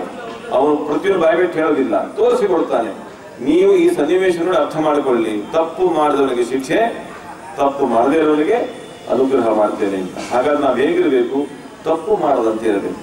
ತಪ್ಪುಗಳಾಗ್ತಾವಲ್ಲ, ತಪ್ಪು ಆಗ್ತಾನೆ ಇರ್ತದೆ. ಎಷ್ಟೋ ತಪ್ಪು ಆಗಬಾರದು ಅಂತ ತಪ್ಪು ಆಗ್ತಾನೆ ಇರ್ತದಲ್ಲ. ಅದಕ್ಕೆ ಹೇಳಿದ್ರು, ನೀವು ತಿಳಿದೋ ತಪ್ಪಾಗಿರುತ್ತದೆ. ತಪ್ಪಾಗುದಿಲ್ಲ ನಮ್ಮಿಂದ. ನಾವು ಹೇಳ್ತೇವಲ್ಲ, ಉಪ್ಪು ಹುಳಿ ಖಾರ ತಿಂತೇವೆ, ಬಹಳಷ್ಟು ತಪ್ಪುಗಳಾಗ್ತವೆ. ಈಗ ಆ ತಪ್ಪುಗಳನ್ನ ಪರಿಹಾರ ಮಾಡಲಿಕ್ಕೆ ಒಂದೇ ಒಂದು ಮಾರ್ಗ, ಕೃಷ್ಣನಾಮ ಸಂಕೀರ್ತನೆ. ಕೃಷ್ಣ ಕೃಷ್ಣ ಕೃಷ್ಣ ಎಂದು. ತಪ್ಪು 3 ಪ್ರಕಾರ ಮಾಡ್ತೇವೆ ನಾವು. ಒಂದು ಮಾತಿನಿಂದ ತಪ್ಪು, ಇನ್ನೊಂದು ಮನಸ್ಸಿನಿಂದ ತಪ್ಪು, ಇನ್ನೊಂದು ದೈಹಿಕವಾಗಿ ತಪ್ಪು. ಹೌದಾ? 3 ತಪ್ಪುಗಳಾಗ್ತವೆ. ಮಾತಿನಿಂದ ತಪ್ಪು ಹೇಗೆ ಮಾಡ್ತೇವೆ ಅಂದ್ರೆ, ಒಂದ ಸುಳ್ಳು ಹೇಳ್ತೇವೆ, ಒಂದ ಬೈತೇವೆ. ದೋಷಾರೋಪಣೆ, ನಿಂದನೆ ಮೂಲಕವಾಗಿ ಮಾತು ತಪ್ಪು ಮಾಡ್ತದೆ, ಅಥವಾ ಸುಳ್ಳು ಹೇಳುವುದು. ಮಾನಸಿಕವಾಗಿ ಹೇಗೆ ತಪ್ಪುಗಳನ್ನು ಮಾಡ್ತೇವೆ ಅಂದ್ರೆ, ಕೆಟ್ಟ ಆಲೋಚನೆ, ಇನ್ನೊಬ್ಬರ ಉತ್ಕರ್ಷವನ್ನು ಸಹಿಸದೆ ಈ ರೀತಿ ಆಲೋಚನೆ ಮಾಡುವುದು, ಇದು ದೊಡ್ಡ ತಪ್ಪು ಅಲ್ವಾ? ತಪ್ಪು ತಿಳಿಯುವುದೇ ಅಂತಾರಲ್ಲ, ಮಿಸ್ಅಂಡರ್ಸ್ಟ್ಯಾಂಡಿಂಗ್ ಅಂತ ಹೇಳಿ, ಇದೆಲ್ಲ ತಪ್ಪುಗಳಾಗ್ತವೆ. ಅದನ್ನು ನಾವು ಸಹಜವಾಗಿ ಮಾಡಿಬಿಡ್ತೇವೆ. ಇದು ಮಾನಸಿಕವಾದ ತಪ್ಪು. ತಪ್ಪು ತಿಳಿಯುವುದು ದೇವರ ಬಗ್ಗೆ, ಧರ್ಮದ ಬಗ್ಗೆ, ದೇಶದ ಬಗ್ಗೆ, ನಮ್ಮ ಆಸುಪಾಸಿನವರ ಬಗ್ಗೆ ತಪ್ಪು ತಿಳ್ಕೊಂಡಿರ್ತೇವೆ. ಇದು ದೊಡ್ಡ ದೋಷ, ಮಾನಸಿಕವಾದ ತಪ್ಪು. ಇನ್ನೊಂದು ದೈಹಿಕವಾದ ತಪ್ಪು. ಯಾವ ರೀತಿ ಇರಬೇಕೋ ಹಾಗಿರೋದಿಲ್ಲ, ಮಾಡಬಾರದಂತೆ ಮಾಡಿಬಿಡ್ತೇವೆ. ಮಾಡಬೇಕಾದ್ರೆ ಮಾಡೋದಿಲ್ಲ, ಮಾಡಬಾರದು ಮಾಡ್ತೇವೆ. ಇದರ ಪರಿಣಾಮ ಏನಂದ್ರೆ ದೋಷ. ಹಾಗಾಗಿ ದೋಷವನ್ನು ಪರಿಹಾರ ಮಾಡ್ಕೊಳ್ಳಿಕ್ಕೆ ಏನ್ ಮಾಡ್ಬೇಕು ನಾವು? ಕೃಷ್ಣ ಕೃಷ್ಣ ಕೃಷ್ಣ ಅಂತ ಹೇಳಬೇಕು. ಯಾವಾಗ ಈ ರೀತಿ ಅಂತೇವೋ ಅವನೇನ್ ಮಾಡ್ತಾನೆ? ಕರ್ಷತಿ. ಯಾರು ಕೃಷ್ಣ ಅಂತಾರೋ, ಮೊದಲು ಸರ್ತಿ ಕೃಷ್ಣ ಅಂತಂದ್ರೆ ದೈಹಿಕವಾಗಿ ಮಾಡಿದ ಎಲ್ಲ ತಪ್ಪುಗಳನ್ನ ಕರ್ಷಣೆ ಮಾಡಿಬಿಡ್ತಾನೆ, ಎಳೆದೊಳ್ಳುತ್ತಾನೆ, ಅದನ್ನ ನಾಶ ಮಾಡ್ತಾನೆ. ಯಾರು 2 ಸರ್ತಿ ಕೃಷ್ಣ ಅಂತಾರೋ ಅವರ ಮಾನಸಿಕ ದೋಷವನ್ನು ಪರಿಹಾರ ಮಾಡ್ತಾನೆ. ಯಾರು 3ನೇ ಬಾರಿ ಕೃಷ್ಣ ಅಂತಾರೋ ಅವರ ವಾಚನಿಕ ದೋಷವನ್ನು ಪರಿಹಾರ ಮಾಡ್ತಾನೆ. ಹಾಗಾದ್ರೆ ಕಾಯಿಕ, ವಾಚನಿಕ, ಮಾನಸಿಕವಾದ 3 ದೋಷಗಳನ್ನು ಏನ್ ಮಾಡಿರ್ತೇವಲ್ಲ, ಅದೆಲ್ಲ ದೋಷ ಪರಿಹಾರಕ್ಕಾಗಿ ನಾವೇನ್ ಮಾಡಬೇಕು? ಕೃಷ್ಣ ಕೃಷ್ಣ ಕೃಷ್ಣ ಅನ್ನಬೇಕು. ಇದು ಒಂದು.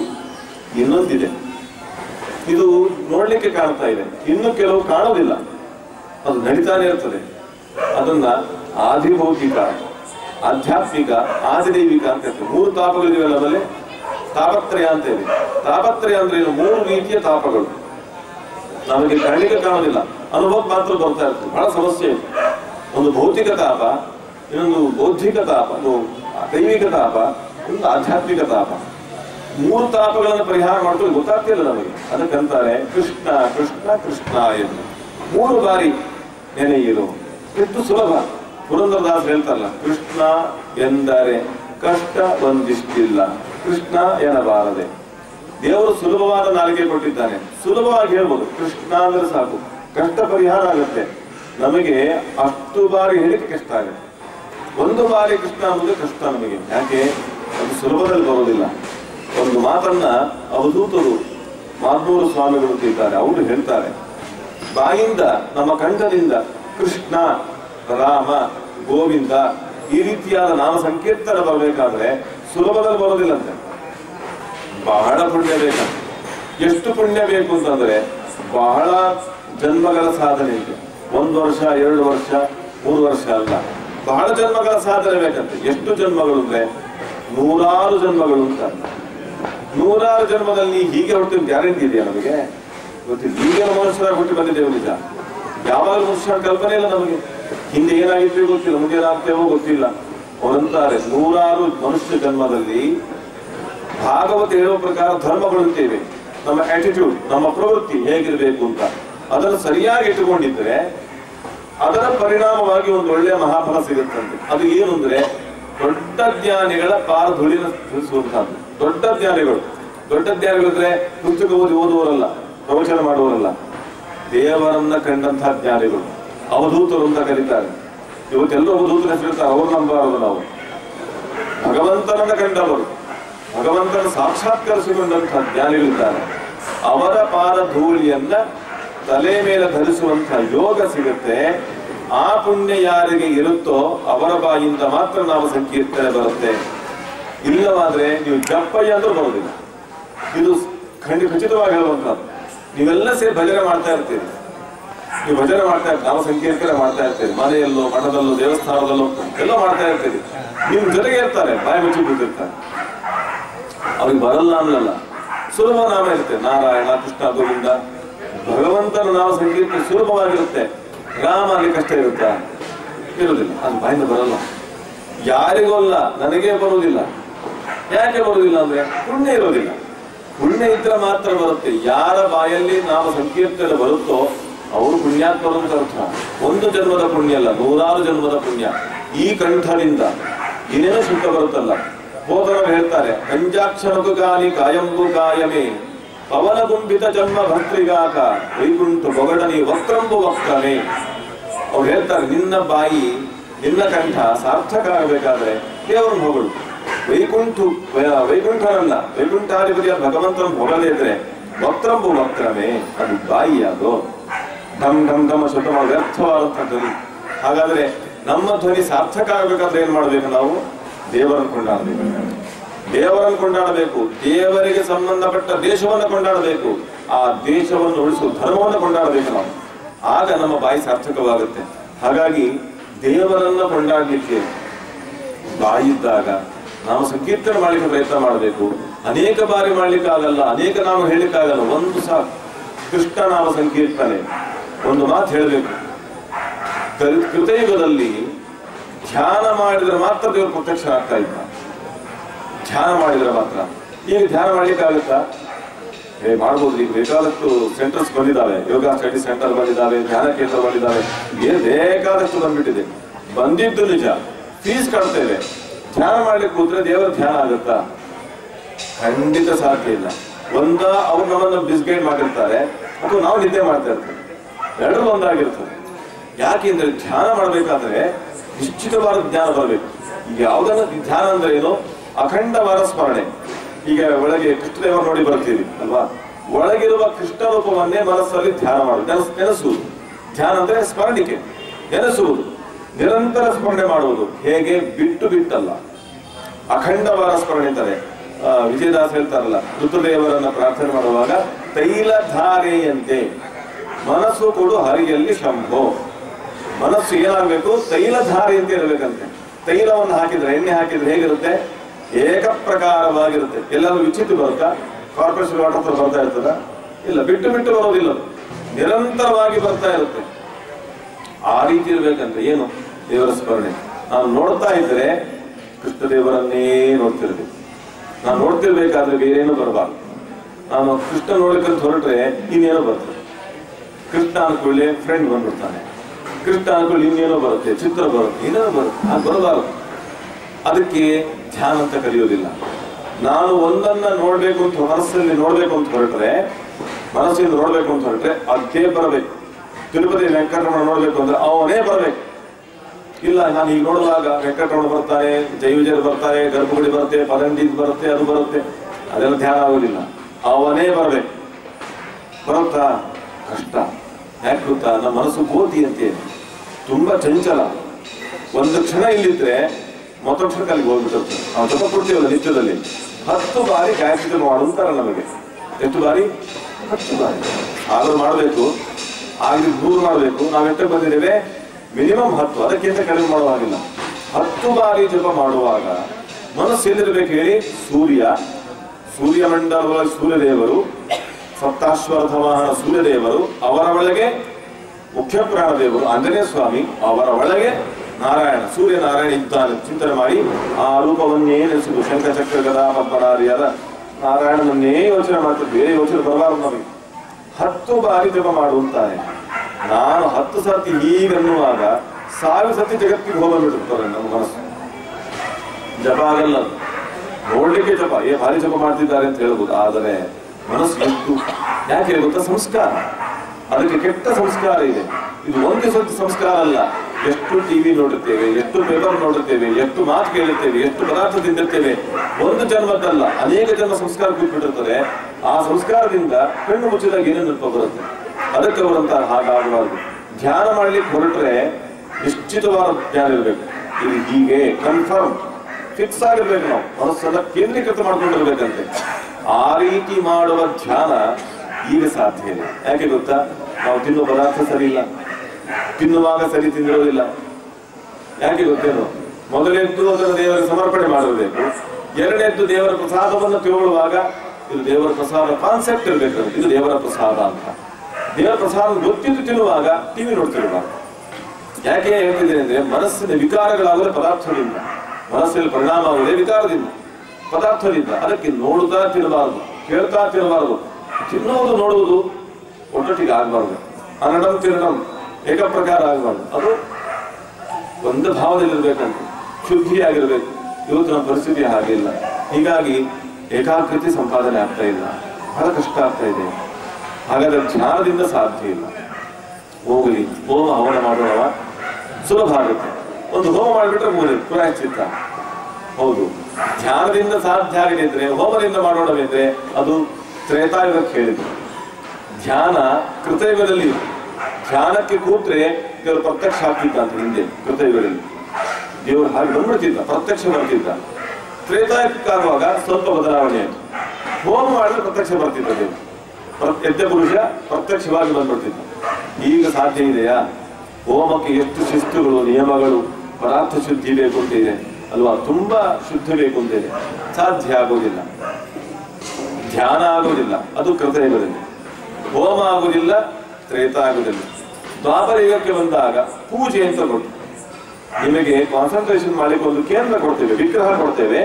ವಿಗ್ರಹವನ್ನು ನೋಡ್ತಾ ಪೂಜೆ ಮಾಡಿ. ವಿಗ್ರಹವೇ ದೇವರಲ್ಲ, ಕಲ್ಲಿನ ವಿಗ್ರಹವೇ ದೇವರಲ್ಲ. ಒಳಗಿದ್ದಾರಲ್ಲ, ಒಂದು ವಿಗ್ರಹ ಇಟ್ಟಿದ್ದಾರಲ್ಲ, ಪ್ರತಿಷ್ಠಾಪನೆ ಮಾಡಿದ ಅದೇ ದೇವರಲ್ಲ. ಅದರ ಒಳಗೆ ದೇವರನ್ನು ಕಾಣಬೇಕು ನಾವು. ಮೂರ್ತಿ ಪೂಜೆ ಕಣ್ಣರೆ ಮಾಡಿದಂಥ ದೇಶ ಇದು. ಈ ದೇಶದಲ್ಲಿ ಮೂರ್ತಿ ಪೂಜೆ ಇಲ್ಲ.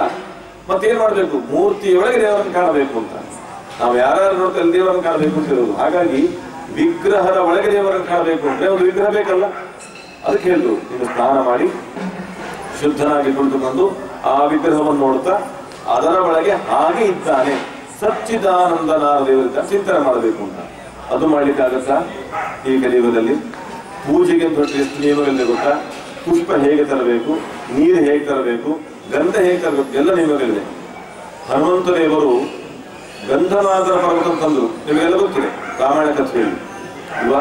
ಎಲ್ಲ ಕಪಿಗಳು ಆಗಿದ್ದಾಗ ಜೀವನವೇ ಇಲ್ಲ ಅಂತಾದಾಗ ರಾಮದೇವರು ಹೇಳಿದ್ರು, ನೀನು ಹೋಗಿ ಗಂಧಮಾದನ ಪರ್ವತದ ಒಳಗಿಲ್ವಾ 4 ಔಷಧಿ ತಗೊಂಡು ಬಾ ಅಂತ. ಅಲ್ಲಿಗೆ ಹೋದ್ರೆ ಎಲ್ಲ ಔಷಧಿ ವನಸ್ಪತಿಗಳು ಏನಾಗ್ಬಿಟ್ಟು ಕಣ್ಮರೆಯಾಗ್ಬಿಟ್ಟು. ಯಾಕೆ? ಹನುಮಂತ ದೇವರ ಸತ್ವ ಪರೀಕ್ಷೆ ಮಾಡೋಣ ಅಂತ. ಹನುಮಂತ ದೇವರು ಅಂತಾರೆ, ನೀವು ನನ್ನನ್ನು ಪರೀಕ್ಷೆ ಮಾಡಬಹುದು, ಆದರೆ ನಾನು ಸೋರೋದಿಲ್ಲ. ಯಾಕೆ? ಕಾಣೋದಕ್ಕೆ ನಾನು ಬಿಟ್ಟು ಹೋಗುದಿಲ್ಲ. ನನಗೆ ಸ್ವಾಮಿ ನಿಷ್ಠೆ ಮುಖ್ಯ. ಹಾಗಾಗಿ ನೀವು ಕಣ್ಮರೆ ಆದರೆ ನನಗೇನು ತೊಂದರೆ ಇಲ್ಲ, ನಿಮ್ಮನ್ನು ಎತ್ಕೊಂಡು ಹೋಗ್ತೇನೆ ಅಂತ. ಅವ್ರು ಕೇಳಿದ್ದು ಮೃತ ಸಂಜೀವಿನಿ, ಸಾವರ್ಣಿಕರಣಿ, ವಿಶಲ್ಯಕರಣಿ, ಸಂಧಾನಕರಣಿ 4 ಗಿಡಮೂಲಿಕೆಗಳು. ದೇವತೆಗಳು ಏನ್ ಮಾಡಿದ್ರೆ ಕಣ್ಮರೆ ಮಾಡಿಬಿಟ್ರಂತೆ, ಕಾಣದಂತೆ ಮಾಡಿದ್ರು. ಕಂಡಿದ್ರೆ ಅಷ್ಟು ಮಾತ್ರ ಬರ್ತಾ ಇತ್ತು. ಈಗ ಕಾಣದಿದ್ದದಕ್ಕೆ ಏನಾಯ್ತು? ಪರ್ವತ ಎತ್ಕೊಂಡ್ಬಂದಂತೆ. ಹೇಗೆ ತಂದ್ರು? ಚಿಕ್ಕ ಮಕ್ಕಳು ಆಡುವ ಕಲ್ಲಿನಂತೆ ತಂದ್ರಂತೆ. ಗೋಲಿ ಆಡ್ತಾರಲ್ಲ ಮಕ್ಕಳು, ಹಾಗೆ ತಂದ್ರಂತೆ ಹನುಮಂತ ದೇವರು. ಉಪಲಲ ವೈವ ತುಂಬಾ ಸಲೀಸಾಗಿ ತಂದ್ರಂತೆ. ಅವ್ರಿಗೆ ಭಾರ ಆಗ್ಲಿಲ್ಲ. ಆದರೆ ರಾಮದೇವರ ಪೂಜೆಗಾಗಿ ಪುಷ್ಪ ತರುವಾಗ ತುಂಬಾ ಕಷ್ಟ ಆಯ್ತು ಅಂತ. ತುಂಬಾ ಸೂಕ್ಷ್ಮ ಅಂಶ ಇದು. ಒಂದು ದೊಡ್ಡ ಪರ್ವತ ತರುವಾಗ ಅವರಿಗೆ ಸಲೀಸಾಗಿ ತಂದ್ರು, ಏನು ಕಷ್ಟ ಆಗಲಿಲ್ಲ. ಆದರೆ ರಾಮದೇವರ ಪೂಜೆಗೆ ಪುಷ್ಪಗಳನ್ನು ತರುವಾಗ ಎಡಗೇನು ತರುವುದಿಲ್ಲ. ಅವರು 2 ಕೈ ತೊಳೆದುಕೊಂಡು ಶುದ್ಧ ಮಾಡಿ ಹೀಗೆ ಹಿಡ್ಕೊಂಡ್ಬರುವರು. ಹೀಗೆ ತರಬಾರದು. ಹೇಗೆ ತರಬೇಕು? ಯಾಕೆ? ಅದರ ಮೇಲೆ ನಮ್ಮ ನೆರಳು ಬೀಳಬಾರ್ದು, ಅದಕ್ಕೆ ನಮ್ಮ ಉಗುರುತ ಆಗಬಾರ್ದು, ನಮ್ಮ ಉಸಿರುತ ಆಗಬಾರ್ದು. ನಮಗೆ ಪರಿಮಳ ಬರ್ತಾನೆ ಇರುತ್ತೆ ಅಲ್ವಾ? ನಮ್ಮ ಪರಿಸ್ಥಿತಿ ಹಾಗೆ. ನಾವು ಮನುಷ್ಯರು ತಿಳ್ಕೊಳ್ಳಿ, ಇದು ನಿಯಮಗಳು. ಒಂದು ಪೂಜೆಗೆ ಇಷ್ಟು ನಿಯಮಗಳಿವೆ. ನೀರಾಗ್ಲಿ, ಗಂಧ ಆಗಲಿ, ನೈವೇದ್ಯ ಪ್ರತಿಯೊಂದು ನಿಯಮಗಳಿರ್ತದೆ. ನಮಗೆ ಪರಿಪಾಲನೆ ಮಾಡ್ಲಿಕ್ಕೆ ಆಗ್ತಿಲ್ಲ, ನಾವು ತುಂಬಾ ಚಿಕ್ಕವರಿದ್ದೇವೆ.